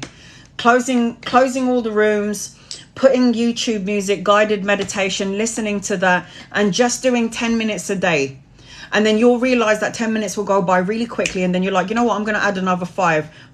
10 minutes become 15. 15 minutes becomes half an hour. Half an hour becomes an hour, until you master it to the point that you don't need to go anywhere. You don't need to do anything. You can just sit still. Let thoughts pass you by. Don't be an observer. Don't look at the situation that's passing by. Just let it pass you by. Be an observer. And when you can master that, you've got meditation down to a T. It is hard, but it's practice. 10 minutes a day. I know you've got that. Yeah, but I have 20 children running around the house. Well, 20 children have to go to bed at night. So when they go to bed, you can have 10 minutes to yourself and meditate then. That's what you do. Meditation is imperative for healing of the physical body, heart, mind, body, and soul. Meditation helps you get all the answers that you're looking for in life. It's all within. We're all looking for answers out, but you need to go in. Loads of ways to meditate. Okay. All right, guys. I found you purely by chance. Take care of yourself. Oh, thank you, Jacqueline. Am I saying that right? All right, guys. So I'm going to start doing readings now. I just want to know what kind of readings that I do. This reading is specifically relationship and love. Jackie. No, Janique. I'm so sorry, honey. All right. So this is predominantly, I've been doing tarot readings, just answering your questions. But I've got a lot of emails going, Anna, can you do a love reading? And the blocks. What is the block? What is the block between me and my person? So I'm going to do, what are the blocks between you and your person? I need your name and your person's name. This is not tarot. This is predominantly a love reading, guys. So for those of you who are in a love connection and you're wondering what the blocks are, this is that. I'm not doing just pure tarot. I'm going to be pulling messages, so you're going to have to bear with me, guys. Right, let me set the timer, please, because I'm always on here for longer than I should be. And then, like, my family's trying to get into the kitchen to make a coffee. Okay, so this is about love connection and any blocks, okay? Any blocks in your love connection. Put your name and your person's name, please, guys. I'm going to be on here for an hour. I will repost this on my YouTube channel. If you want a personal private reading, send me an email. Those ones are paid for. My email's on the link on my bio, TikTok, YouTube, and Instagram. So this is the blocks between your connection, you and your person. These are, I'm not answering any questions like that. I'm just seeing what the blocks are in your current relationship. Chantel and Mark. Angels, guides, loved one. What is the block between Chantel and Mark, please? And thank you. Love and light and love and light. Can you hear my daughter screaming her mouth off? She's having karaoke or something. What are the blocks between Chantel and Mark, please? And thank you.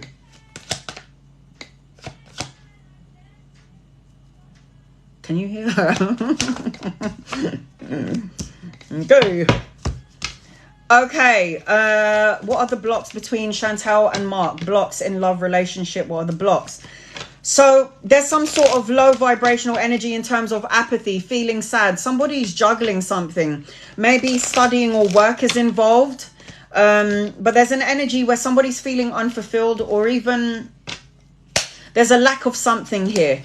There's an energy of lack. And I feel like if you haven't gone through tumultuous times in your connection, there will be tumultuous times. I feel like excuses are being made in this connection. There's some sort of instability, and this connection needs some sort of balance. I feel like communication needs to be done. There needs to be a balance here. The block is that there is no communication, or somebody is trying to decide. There's something unbalanced here. An excuse being made. Some sort of instability. I feel like there's going to be some sort of a tower moment here within your connection. Aries energy, Pisces energy around you. Capricorn, Virgo, Taurus, Cancer, Pisces, Scorpio. It's the whole thing. I honestly feel like the block here is that somebody's trying to juggle something, or trying to make a decision, or multitask about trying to multitask something, which is bringing the energy of apathy, feeling sad or unfulfilled. But don't give up yet, because I feel like there's going to be unexpected gifts coming your way in terms of this connection. So the block is multitasking, trying to do more than one thing in the connection. There is going to be a transformation within the connection though, Chantel and Mark. There's going to be a transformation between you and your person. I can see that. Claudia and Tiago. What is the block between Claudia and Tiago, please? This is a love reading, guys. The blocks between you and your person. Put your name and your person's name, please. That's coming out.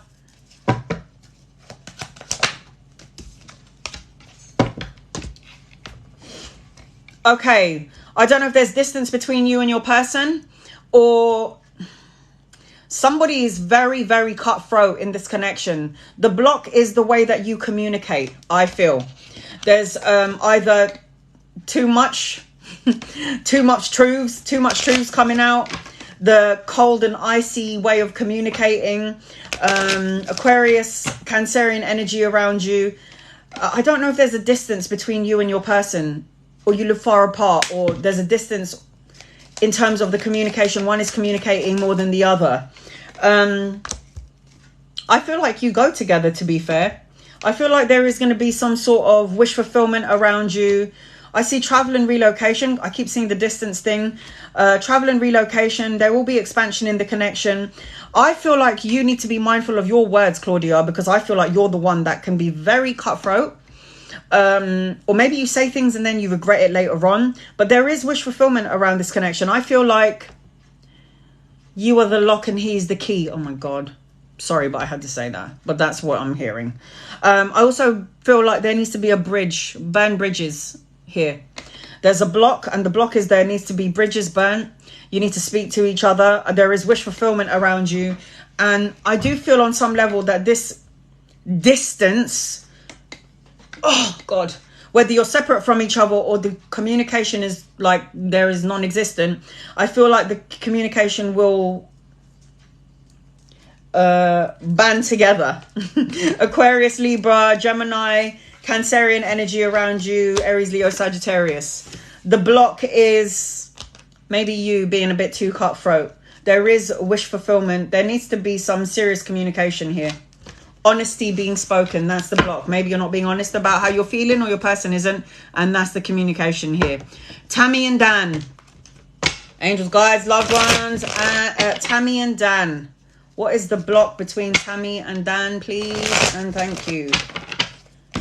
Tammy and Dan, what are the blocks, please? What are the blocks? It could be work or study. This person's focusing. It could be you as well. Focusing on work or study, trying to build a business, an empire.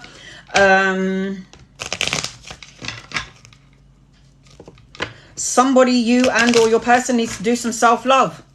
Start focusing on you first, and then the block here is that somebody needs to start focusing on self first. Finances, security, stability. I feel like this could have been a one-sided situation. There is door to transformation in this connection. I feel like there's going to be a proposal, a higher form of commitment at some point. There is love and emotions here.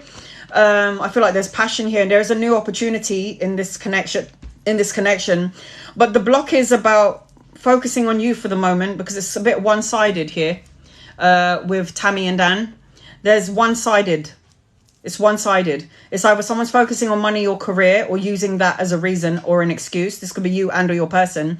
But there is a door to transformation here. There is something is going to change. There could be distance between you and your person as well. But I feel like there is love here, and I feel like there's going to be some sort of proposal, a higher form of commitment coming in. There is love around you and passion around this question. So Cancer, Pisces, Scorpio, Capricorn, Virgo, Taurus. The block is doing self-love and focusing on money and career. That's what that person or you need to is doing right now, and that's the block. That's the block. Focusing on stability and creating a future. Angelica and John. Angelica and John, please. What is the block between Angelica and John?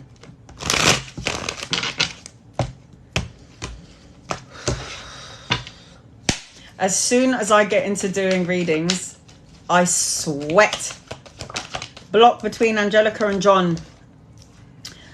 The problem here is somebody needs to walk away from something that doesn't emotionally fulfill them. They keep on bringing up things that happened yesterday or in the past, or keep thinking emotionally about the things that happened in the past, and they're not creating healthy boundaries. It could represent that other people are getting in the way, getting involved in the connection, making you or your person feel emotionally unfulfilled. There is apathy here, feeling sad, unfulfilled, unloved. But divine is telling there needs to be healthy boundaries in the connection. It could be external parties getting involved. Angelica and John. External parties. Focusing on everything that's happened yesterday and needing to withdraw from that. Let go of that situation. This person feels dependent on a certain situation where it's going to cause some sort of emptiness in the connection. This person is always thinking, there's low vibrational cards on the table. There's a warning here. Walk away from something that does emotionally fill you, feeling apathy, needing to block themselves and protect themselves from negative energy, feeling the emptiness, walking away from something that happened yesterday. This is you and or your person, because there's a dependent. You know, when you keep focusing on something and you can't help it. I keep focusing on past relationship that was low vibrational, that was toxic. I can't help myself. If you don't let that go, this is going to cause a block within the connection. Healthy boundaries needs to be put up. This could go somewhere. There is love and emotions in this connection for sure. But there's also communication, low vibrational communication. The block is walk away from something, someone, situations, people. You have to do this together. If you do not do this together, it's not going to work. If you both want this to work. And I see that it can work because there is actual love here. Amy and Tom.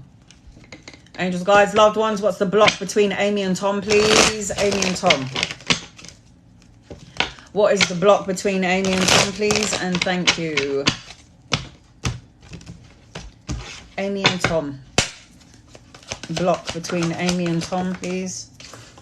Money. Somebody's wanting to be self-sufficient, be independent, be maybe single or by themselves, not wanting to depend on anyone. And this could create an energy of, oh, I don't need you. I don't need you in my life. I can take care of myself. That kind of energy. There's also healing that needs to be done. Broken heart. Either Amy and either you and or Tom, there needs to be something that needs to be healed. Something happened in the past which is making somebody feel like they need to be single or they need to remain by themselves because they can only depend on themselves. I also see that there could be obstacles, challenges, rivalries, people trying to get involved in your situation, it causing some sort of friction. I do feel like there's going to be an offer, something tangible, long-lasting, stable, after dealing or healing with heartache, after spending some time on their own, finding self-sufficiency, the financial gain. There is lust. There's a very lusty connection as well. I feel like this person does want to be exclusive. You and or your person wants to be exclusive to each other. But I also feel like there are other energies involved. The block here is that this person needs to heal what has been broken. Because there is exclusivity between this connection. There's people involved here. Family, work, whatever. Involved in the situation, causing a block. Focusing on money or work or being self-sufficient, not wanting to depend on anyone else. There's the block. Lynn and Michael, angels, guides, loved ones. Lynn and Michael. What is the block between Lynn and Michael, please? And thank you. This is a love reading, guys. Put your name and your person's name. This is what's blocking the connection between you and your person. What is the block? Lynn and Michael. Lynn and Michael. Money, work, doing some self-love, going through the dark night of the soul right now, you and or your person. This person wants to focus on study, brushing up on their skills, money, focusing on the good things. There's an energy of loss, regret, grief, depression around this connection, you and or your person. Broken-hearted, feeling sad, wanting a new opportunity in love, work, the urge to create a new project with you together. The block is feeling sad. Maybe there was a lack of emotions in the connection because somebody's too focusing on their work, their business, their job, focusing on themselves. not realizing that it's creating heartache. But there is an opportunity for something brand new here. Heal the broken heart, you and or your person, because this is creating the block. This is a very lustful connection, you and your person.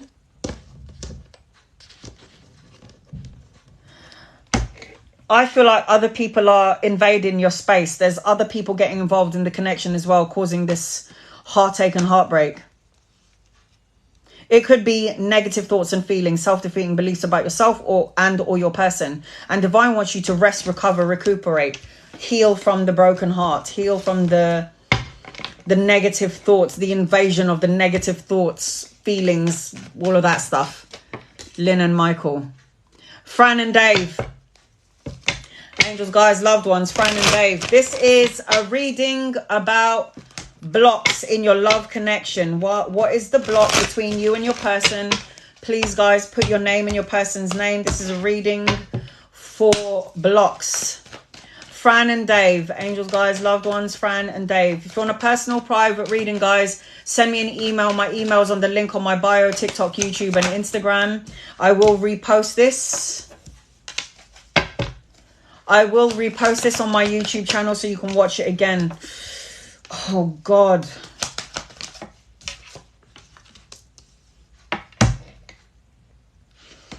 Oh, God. Fran and Dave. There's some toxic energy here. Toxic energy. I'm talking about... This could be toxic, low vibrational thoughts, feelings, situation, or people getting involved. Sexual lust, compulsion, greed, manipulation, and addiction. Addictions could be alcohol, drugs. It could be sexual attraction, just not keeping themselves in one place. It could be that you and or your person has low vibrational feelings, toxic thoughts about themselves, which is taking them into a place of stagnancy, feeling stuck. Now, Fran, there's two feminine energies here, Fran. And then you've got the devil in the middle. The block here is toxic energy situations, people. Capricorn, Virgo, Taurus, Aries, Leo, Sagittarius. It could be that there is another person involved in this situation and it's causing toxicity and a block within your connection.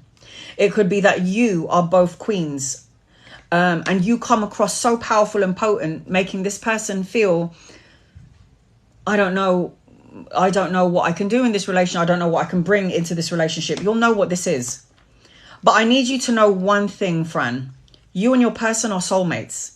But you're going to have to go through the dark night of the soul together, complete it together, if you want this thing to go forward and last. And I tell you why. We have a king and a queen here of the same suit. King and queen of pentacles, but they are not looking at each other. They're not looking at each other. This is dark night of the soul shit we're talking about here. Fran and Dave. There is a soulmate connection here, but there is something. Whoa. Oh my God. Shut up. Shut up. Wow. We've got the devil energy, and this is saying warning. And then you've got dependent, codependent relationships. I feel, honey, you need to stay away for now. Let it go, Fran. Focus on you, your money, your studies, your work. Focus on you. Let it go for now. Let it go. That's just me saying it to you. I love you and I send you love and light, honey. Peter and Akoya. Oh my God, I'm so sorry.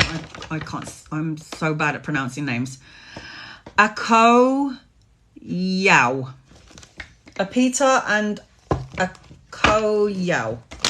Blocks between these two, please. These two, please. Peter and Akoyao. Let's see. What are the blocks, please? And thank you. What are the blocks? Angels, guys, loved ones, what are the blocks? Okay.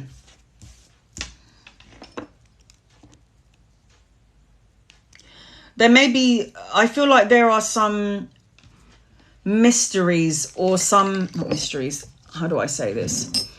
There's an energy around this connection where it's like mysteries and secrets, not being able to see things clearly. It's like, I don't know where this connection is going, but intuitively, you both know where this connection is going. There is an intuitive connection. I want to let you know, Peter and Akoyo, I'm sorry if I'm saying it wrong. There is a psychic connection between the both of you. A psychic connection. You will feel each other on levels that you didn't. Oh my God. The moon and the medium and the intuitive, the high priestess. There is energy around this connection where you dream of each other. You are psychically connected to each other. Guys, look at this. It's so cute. I got sick of using this. Sorry. I got sick of using that one. So I bought an iron little cauldron here for my little... It's so cute. Amazon. So you have a psychic connection to this person, 100%. You dream of this person. The problem and the block in this connection is you ain't telling each other exactly how you feel. Either you and or your person. You're not telling each other how you feel. There's also potentially a distance between the both of you. I don't know if there's distance between you and your person or just you feel distant from your person. But I feel like you will move into smoother waters. There is an energy here which is stuck. There's a stuck energy about you two. But then moving out of that stuck energy. You guys are definitely psychically linked on a deep, deep level. But the block here is that not everything is as it seems. You might be feeling all this love for each other, but no one's going to talk about it. Oh, God forbid I do. Maybe because you are going to feel embarrassed if you tell them how you feel and they don't give you the same recognition or the same feelings that you want back. This is why words are not being spoken. But this is on both of your part. I'm going to say it again. You're the lock and this person is the key. There's, no one wants to get embarrassed here. What happens if I tell how I feel and this person doesn't feel the way I feel? Who cares? If you tell someone how you feel and they tell you what they feel or don't feel, at least you already know. You got the answers that way. Just say it. Who cares? Just say it. Andrea and Kenyatte. Andrea and Kenyatte. Okay, angels, guides, loved ones, blocks between Andrea and Kenyatte, please, and thank you. That's too many. Just one at a time, please, and thank you.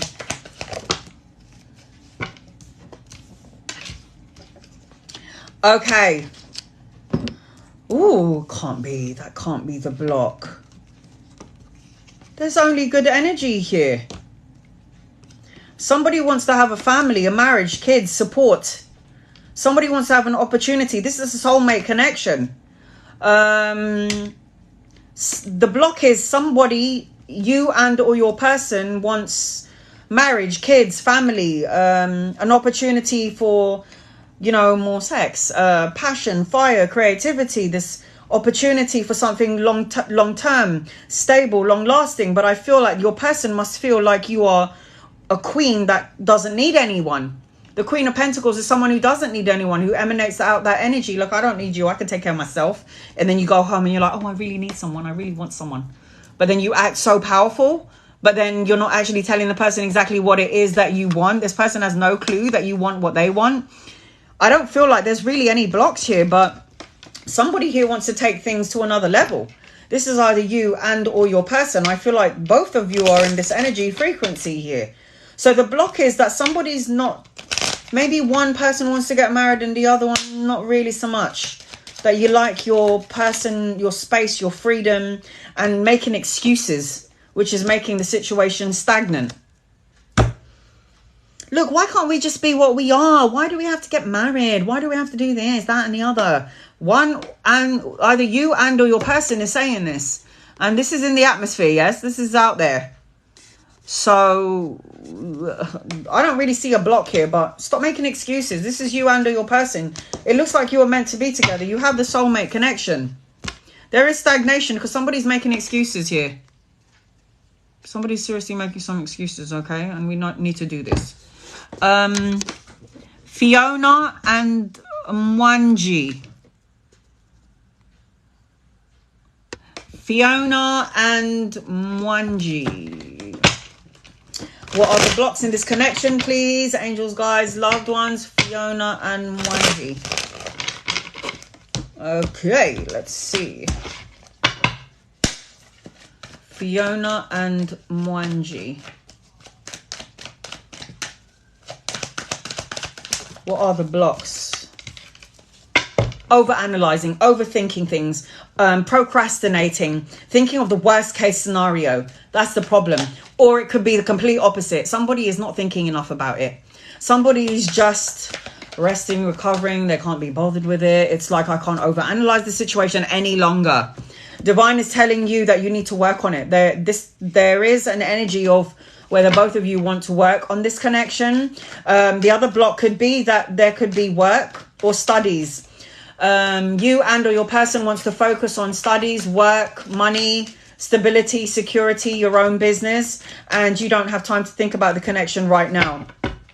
The other block to this connection is that somebody's fast paced. Somebody's too fast in the way they communicate, too fast in the way they're thinking, action orientated, jumping before they even think about what they're doing. Very fast paced energy around you. But the good news here is that you have a soulmate connection. So Fiona and Mwangi, you can work this situation out if you wanted to, but there needs to be proper communication. Stop over analyzing the situation. Do some work and some self-love. There needs to be alignment in the energy frequency between you and your person. There's some energy of, I don't want to feel embarrassed if I make a move, if I speak my mind. Well, if you don't, then how do you know what the hell is going on? People always say, oh, I really want to tell this person how I feel, but I'm so afraid that they might not reciprocate it. And it's like, but at least you will know. So then you know what you're doing. Like if you're talking and you tell your person, look, I'm going to just lay it out on the table. Yeah, I fucking love you. I want to be with you. Are you going to fuck around with me? Are we going to be together? We're going to make this work or not? If your person's like, not, then go, thank you. It hurts. We'll get over it. That's what time does. Time heals all pain. But you can't, if you don't know, if you don't ask, if you don't say, you'll never know. So just say it. Then you get your answers that way, you know? Okay. Nalim and Davinder. Nalim and Davinder. What is the block between Nalim and Davinder, please? Angel guides, loved ones. What is the block? Guys, if you want a personal private reading, send me an email. My email's on the link on my bio, TikTok, YouTube, and Instagram. Those are the ones that you have to pay for. I'm doing free readings now on my lives, during my lives, and I'll be back again tomorrow because I wasn't here yesterday. And then the next time I'm doing free readings is next week, Saturday. We have the 8 of Swords. Wow. The 5 of Pentacles. Wow. So many blocks. But then the spiritual connection. What is this, guys? Come on. Okay. The block between you, Nalim, and Davinder is that somebody is not allowing themselves to express their emotions, their thoughts, and their feelings, being afraid to do so. There's an energy of somebody feeling left out of the cold, you and or your person. It's like, oh my God, this is so weird. It's like, this is a church, yeah? This is the church, and they're out in the cold, feeling lack, not having enough money, not being enough. And then this is inside the church, spirituality, tuning in, traditions, marriage, higher form of commitment. It's so insane. It's like you guys are soulmates. You're supposed to be together, but there's this energy of one or both of you are like, you know what, I'm going to just keep myself to myself, keep my thoughts to myself, keep myself in prison, tied up and feel like there is no possibility of expansion here. I'm going to continue to feel left out in the cold because this is what's going on, because we're not really communicating. But then there's the healer. It's like you've both come into each other's life because you've got to give some sort of healing to each other. Having both of you are stronger than you think you are. There is a spiritual connection here between you and your person. Finding courage to speak the intuitive feeling that you're feeling. You know this is a connection that goes beyond just the physical and the world. But there's some superficial behavior here which causes a disconnect. Look at that. Look at that. Disconnect. Ego. Not being enough. The lack. There's the block. You feel disconnected because one or both of you are feeling like you're not good enough. You don't have enough. But you have a connection to each other. That's the block. You know, it sounds to me like all of you guys who are feeling if there is a block between the connection. Now, you just need to talk. Just say it. Mariam and Jesus. Mariam and Jesus. Angel guys, loved ones. What does Mariam and Jesus need to know, please, in love and light? I will repost this on my YouTube channel so you guys can watch it. Again, if you want to listen to your answers. If you want a personal private reading, send me an email. My email's on the link on my bio on TikTok, YouTube, and Instagram. Those are paid readings. I'm doing free readings tomorrow. Again, times will vary because I have followers from all over the world. And I'll be doing free readings going forward every Saturday. Mariam and Jesus. What is the block between Mariam and Jesus? I feel like this is a very sexual connection. Very. You used to be married in a past life, Mariam and Jesus. There may have been a separation, and that's the reason why you've come back together again to try and actually get married this time. Have that connection. The block is that karma needs to be balanced out. This is a karmic connection between you and Jesus. There is also going to be an opportunity, but the block here is that you need to speak your truth, give clarity, balance out the equilibrium, balancing of the scales, the cause and effect, win-win situation. I feel like not everything is as it seems in this connection. It's actually a very beautiful connection. I see marriage on the cards for you guys. The only block is that something wasn't karmically fulfilled in the past that needs to be done in this lifetime. And for me, it looks like marriage. Truths coming out, justice will be served, the higher form of commitment, the balancing of the scales, a new opportunity between you and your person. Not everything is as it seems. The only block here is that karma needs to be balanced out. How, Anna? Speak your truth. Truths and clarity needs to come out in this connection. You also have wish fulfillment around you. And you also need to focus on your health, you and or your person. There is exclusivity to you and your person. There is some sort of bridge that needs burning bridges, reconciliation. Oh my God. Exclusive in this connection. It's like you guys have to be together in this lifetime. But you need to speak clarity, get the truth out there. If this person is not on the same page as you, bye, send them away. And there will always be a new opportunity for you within the love arena. There's the block for you. Silias and Esther. Silias and Esther. Angels, guys, loved ones. What is the block between Silias and Esther, please? In love and light, what is the block in the connection? Silias and Esther. I will repost this on my YouTube channel later on, so you can go and check it out. I'll be doing more free readings later on in the past. I'll be doing free readings in the past. Free readings in the future every Saturdays in English is what I was supposed to say. The block within your connection is both of you want recognition. You want this person to see you and to go, yo, I can see you. I recognize that you're someone in my life that brings me victory and success. Wow. You both want recognition. The block is that you're both stubborn. Oh my God, strong fire energy. Aries, Leo, Sagittarius. All predominantly fire. Passion, fire, creativity, conflict, argumentative energy, people external getting involved. The block is people getting involved. Recognition and respect. Both of you want it. Having up healthy boundaries with external people. There could also be distance between you. Silius and Esther. I see expansion in the connection. I do. I see victory in the connection. I do. But the block is that you need to have healthy boundaries, you and or your person. Don't let anyone else get involved in the connection. And there you will find victory.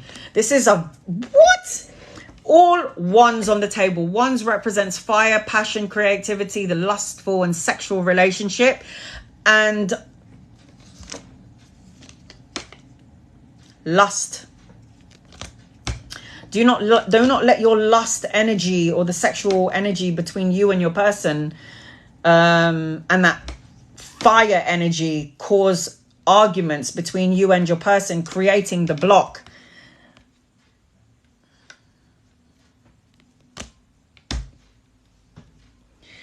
If you don't allow the heat, the steam of this connection to die down, causing arguments, there will be some sort of expansion around you, needing to separate from each other, because the lust thing can take over. It's all about the passion and the sex and all of that stuff, and you just never know. Don't let external parties get involved in you. That's the block. Shelley and Eddie, angels, guides, loved ones. Shelley and Eddie, what is the block between Shelley and Eddie, please and thank you? The block between Shelley and Eddie, please and thank you. Let's see. Well, your person likes attention, likes to get seen, likes to be noticed, is passion, fire, creativity, free-spirited energy. The Ten of Swords. This talks about painful endings, hitting rock bottom. The block is that this person needs to cleanse out and clear out. You and or your person needs to cleanse out this low vibrational energy of the pain, the endings, the painful endings. It could be with you or people external to you and this person. But there was some sort of painful ending going on here. And this person wants to turn your back upon this. This person does like attention here. This person loves the attention energy. There's also another masculine energy. It could be a third party situation. Or it could just represent that your person is so cutthroat, very passionate, very fast action orientated. The block here is that something needs to be cleared out. A cycle needs to close out. I feel like there is passion in this connection. And I feel like if you can work out and let go of any painful endings that have happened between the both of you, there's an opportunity for a new love, an opportunity for marriage, even children, emotional fulfillment around you and this connection with this person. I don't know if your person is cutthroat, superficial. But again, there is a new opportunity and new beginnings for you and your person.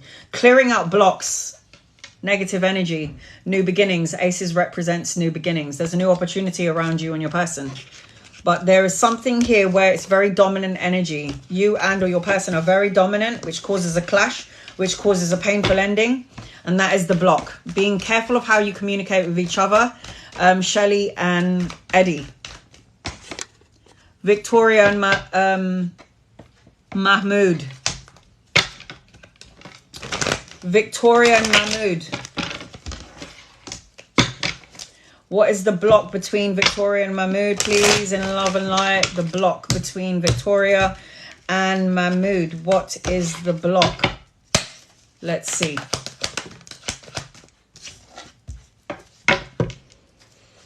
Victoria, you might be somebody that has a lot of attention and your person sees it, making them feel not enough. I don't feel enough. I feel lack.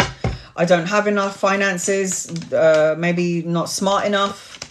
And this is causing conflict within them, especially in the ego. Especially in their ego mind. There needs to be work done here.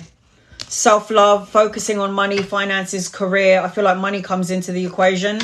I feel like there's conflict around this connection, especially mental conflict, you and or your person. I feel like there's an energy around you where you need to focus on money or studies, doing some self-love. But I feel like this person feels like you're so super hot, yeah, Victoria, that your person is in the lack energy. Like, am I even good enough? Oh my God. Look at this. I love it when the cards are in sync. Unstable energy. not lack, not having enough, conflict, one-sided. May feel like this person isn't as good looking or as smart or as I don't have enough money to take care of this queen.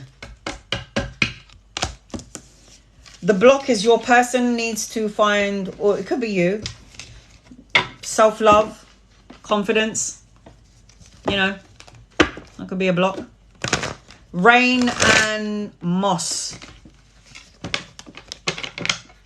Am I saying that right? Rain and moss. What is the block?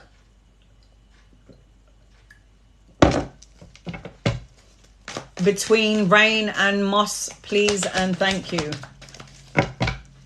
Did I hit the card? I did not. Okay, rain and moss, the block. You and or your person wants to have a higher form of commitment.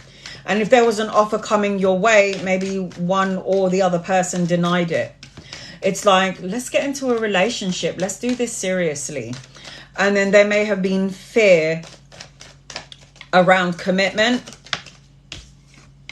And as I say that, shut the front door. The Tower. Transformation. This person needs to recognize the love in the connection, the emotional connection here. The block is that this person is afraid, or you and or your person is afraid that if you make this commitment that something will go wrong, causing the Tower moment. But Divine is throwing you a bone. There is a new opportunity around this connection, around love, passion, something tangible, long-lasting. An absolute brand new opportunity around. Even a proposal, a higher form of commitment coming into this connection. But somebody's feeling lack here in this energy, lack. The energy of feeling like they're not enough, they don't have enough, worrying about the worst case scenario going forward, which is why they're afraid to make this offer. The lack... The block in this connection is fear that the foundation is not strong. There is lust in this connection, but there's also stagnant energy. The Tower, stagnant. Somebody's afraid that it's not going to work out. You and or your person. Jessica and Clint. Angels, guys, loved ones, Jessica and Clint. What is the block between Jessica and Clint? Please and thank you. Jessica and Clint. Okay, Jessica and Clint. What is the block, please and thank you. Okay, you have the Two of Wands. The block is crossroads energy, not sure. Heartache and heartbreak, healing something that has been broken, a separation. Maybe in the past or between the both of you. I do see expansion around you guys. I don't know who's waiting for something before they make a move. I see victory around this connection, but the block is that somebody's unsure at a crossroads. Should I do it this way? Do I do it that way? Should I even be with this person? Should I not be with this person? There is an energy of crossroads, feeling stagnant and stuck. I feel like in this connection, this person or you and or your person wants to have long-term sense of security, wants to have security, but is afraid to open up your heart. See how this person is holding the coins close to their chest, not wanting to open up their heart. This is you and or your person. And then the Three of Swords, heartache, heartbreak, depression, sadness. Somebody's not allowing themselves to open up their heart space for fear of you leaving, that person leaving. Fear of shut up. Fear of pain. Look at that. Pain. That's the block. Fear of pain. Fear of what? Holding their cards close to their chest, wanting security, but fear of change. Feeling emptiness. There is victory, though, around this connection. You and or your person needs to get out of your own way. Both of you, Clint and Jessica. Tina and Cresho. Tina and Cresho, angels, guys, loved ones. What is the block between Tina and Cresho? I'm sorry if I'm saying the name wrong. Forgive me. I'm not good at pronouncing names, guys. I'm just really crap at it. But here we go. Tina and Cresho, what is the block, please, in the connection? The block is money, finances, wanting a new opportunity. Wanting an opportunity around studying, money, pay rise, job, security, stability. Thinking maybe you and or your person don't have enough security, stability. Wanting a new beginning with this person, something tangible. The block is money, finances, security.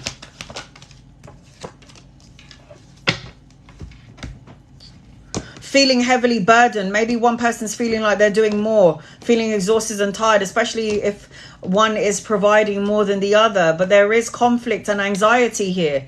I feel like the emotions are right, but the ego and the mind is in battle here. With the Eight of Swords, this talks about anxiety, stress, imprisonment, isolation. The Queen of Cups talks about the healer, the nurturer. There is some sort of conflict and block in the connection. I feel like somebody feels more heavily burdened than the other. And the block is that they want this heavy burden to go away. And it could be around money. Thinking and feeling that they are never going to have enough. They're not enough. This is you and or your person. But you can see clearly. Because if you look at the placements of the card, you're the Queen, right, Tina? You can see that this connection can lead to something tangible, long-lasting, stable, financially stable. You can feel it and you can see it. The Queen is looking at the Ace of Pentacles. But I feel like there's still some sort of block here.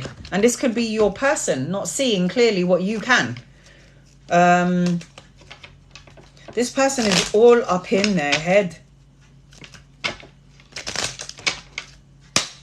This person is all up in their head worrying about money and finances. You see it, but your person doesn't. You can see where this connection can go. Door to transformation. There is this energy is transformable. Is that right? Transformable. This energy can be transformed. And I see that with the door to transformation. The Ten of Wands talks about feeling heavily burdened, feeling exhausted, feeling tired. But 10 represents the ending of a cycle, the beginning of a new one. Money. Study or work. Donna and Carlos. Angels, guys, loved ones. Donna and Carlos. I am doing these in order, guys. So I am going to do Jasmine and Stefan and Iselda and Monique. Am I saying that right? I am doing these in order, guys. Okay, what is the block between Donna and Carlos, please? Angels, guides, loved ones. What is the block? Donna and Carlos. Hermit. Spending time on your own. Your person spending time on their own, not wanting to have to deal with the world. Doing some soul searching is what's the block. This is not actually a block. You may feel it's a block because there's silence right now. There's no communication. It's like this person is, I don't know what's going on with this person. This person could be thinking the same about you. There's a need to go into hermit mode. Go into spending that time on your own to really figure out this connection. And when you go and spend that time in hermit mode, you're going to find out that this is actually, you and or your person is going to find out this is actually an equally balanced giving relationship. The equal balance of give and take. Giving equally, finding balance and harmony within the connection. The block is that you guys are spending time on your own right now and there's no connection. But this is about you tuning into your intuitive self. This could also talk about money. There may be lack of money. Somebody's feeling like they're not worthy of you and or your person having not enough to invest in the connection, or one is feeling like they have more than the other. You're very intuitive, Donna, very healing, and you can heal this person on many levels, and this person will feel it later on. Maybe not right now, but they will feel the energy of you, the emotions. I feel like this is a really quiet connection, a peaceful, quiet. The Hermit talks about being by themselves. You've got the escapist, being alone by yourself. This talks about balance. Any instability is going to be balanced here. The feeling of not being enough, that's causing the unstable energy. But going within always is a good thing. It's a form of meditation, guys. Jasmine and Stephen. Angels, guides, loved ones, what is the block between Jasmine and Stephen, please? And thank you. All right.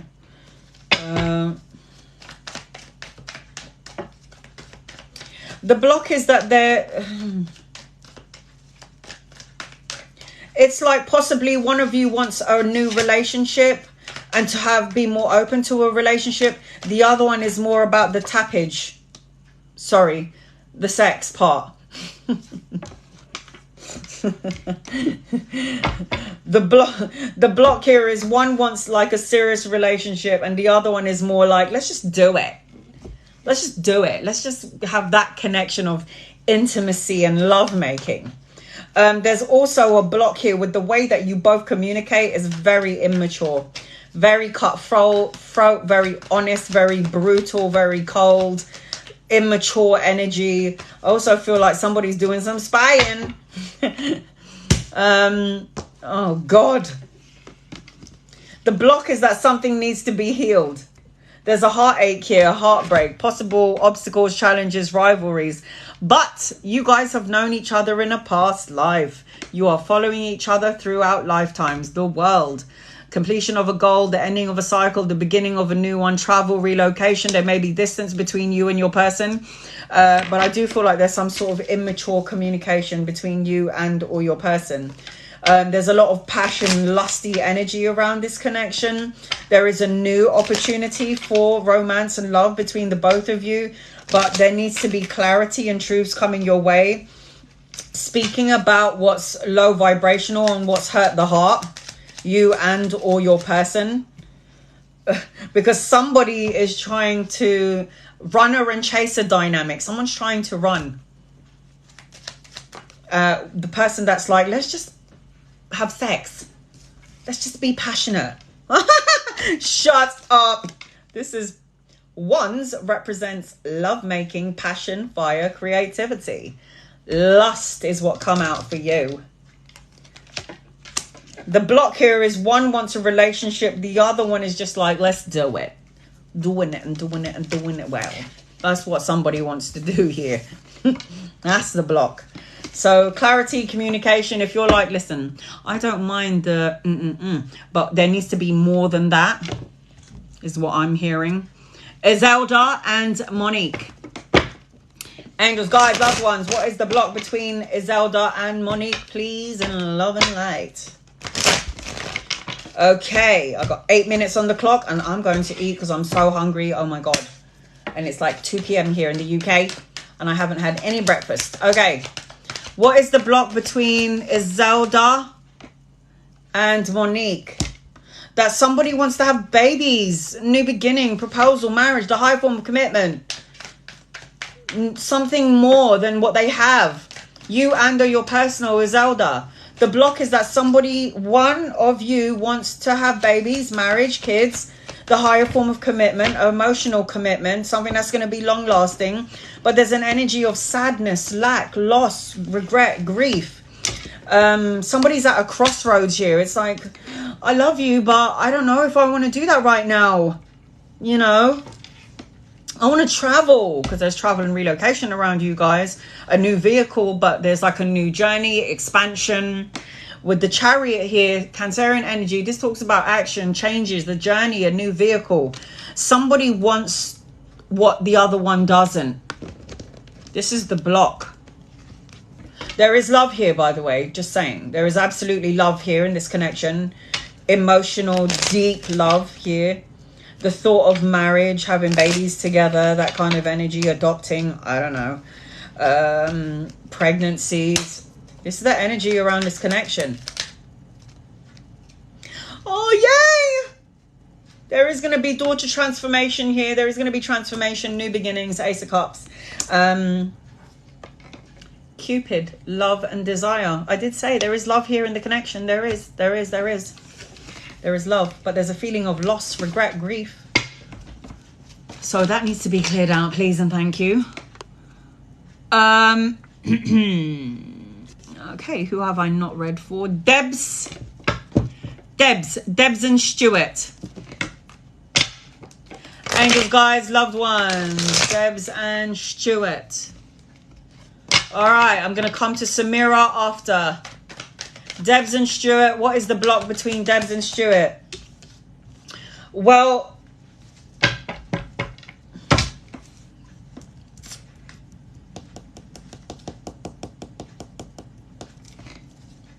the block could be that family members, friends are not feeling it. I see marriage here. Maybe somebody wants to get married and the other doesn't. There is abundance around this connection though. Debs, a mother figure for you on the other side, watching over, protecting, guiding you within this connection as well. There's something about pregnancy. Maybe parenting. One wants to parent, the other one doesn't, or the other one feels like a parent to the person in the that they're in the connection with. There's very dominant energy around here as well. Very dominant energy.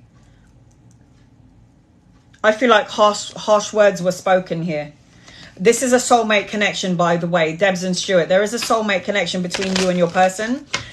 You have known each other in another life. I feel like in this time frame, in this lifetime, you've come in to be, I know this is going to sound really, there's a motherly energy about you to Stuart. Like you're going to expand his horizons, make him more honest, clear in the communication, but clear with love. There is abundance around this connection. You are definitely soulmates. The block here within the connection is somebody needs to speak up here. Somebody needs to speak truths here. That's the only way you're going to get the clarity that you're looking for, which is indicated in the cards. The world card is here. There may be a distance between you and your person, or it feels distant right now. That's because there needs to be communication here. I also see children around this connection. But there is a distance here, and this is with the two of wands. It's like making plans to travel. There's a distance between the connection right now. Somebody's far away from me.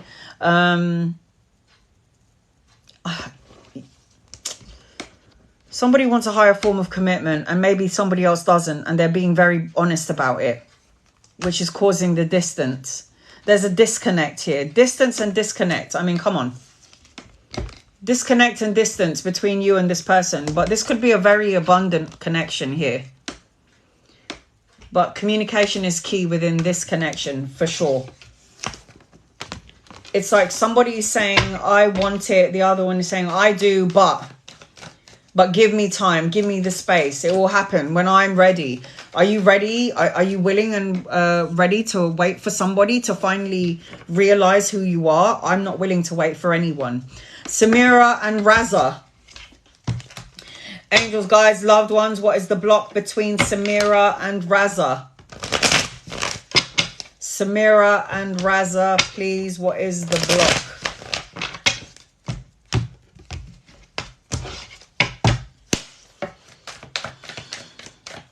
Samira and Raza, what is the block between you and your person? Distance. Somebody leaving, going on a holiday, traveling, relocation, or just a distance in the connection.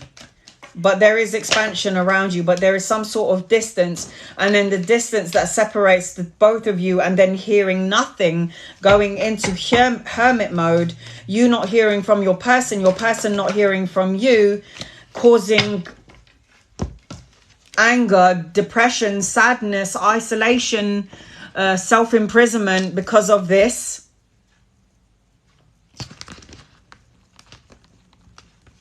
I'm hearing crickets.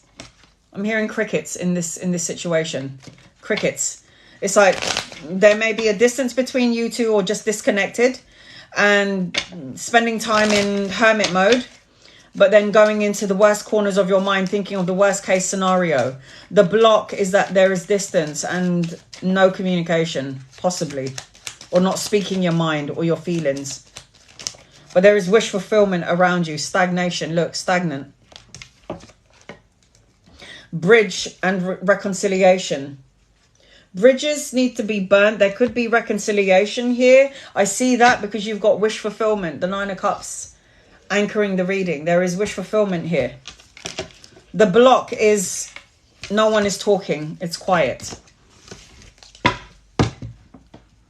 Arc and Armani. Arc and Armani. This is somebody that needs to be famous. Arc and Armani. This is like a love story.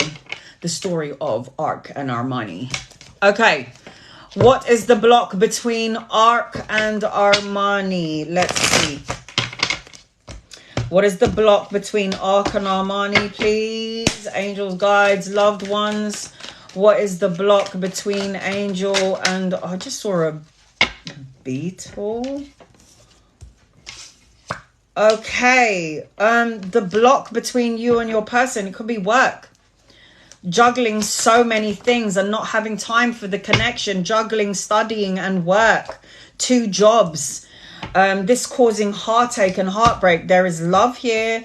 There is a new beginning here. A new possibility for babies, marriage, a higher form of commitment, kids.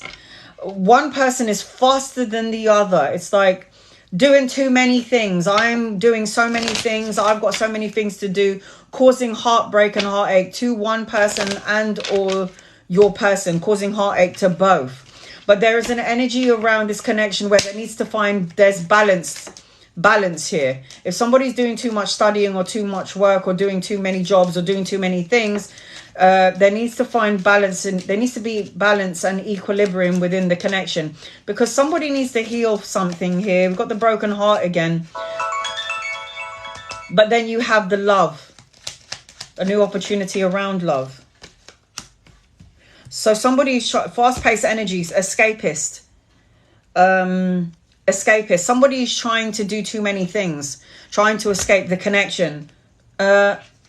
Unstable, and look at that, balance. There's unstable energy, and this is why there needs to be balance, equilibrium, harmony. Right, I'm gonna go and eat. My alarm's gone off. I've been here for about 2.5 hours. I'm going to be back on tomorrow. If you want me to do love readings, send me an email and go, yes, Anna, do more love readings. I want to know about the blocks, or just in general, how does my person feel about me? Let me know, message me and let me know what kind of reading you want me to do tomorrow. I'm making up. I'm going to be here tomorrow because I'm making up for yesterday. I wasn't here yesterday. If you want a personal private reading, which is paid for, send me an email. My email is on the link on my bio, TikTok, YouTube and Instagram. I'll give you all the details on my prices for private readings. The only free readings I do is, well, it was from Monday to Friday, but I'm not doing that anymore. I'm doing it every Saturday. I'll be back tomorrow doing free readings. Please remember that times will vary because I try to cater to everyone around the world, especially those who don't have any money to gift me. I'm going to try and read for everybody. If I didn't get to you today, I promise you I'll get to you tomorrow. I'll try my best. But I have been on here for longer than 2 hours, guys. I need to go. I need to eat. Thank you to my moderators. I love you guys so much. Thank you, guys. I'm sorry if I didn't get to you this time. Please don't be upset with me. I'm trying. I love you guys. I'll post this on my YouTube channel if you want to rewatch it. Namaste.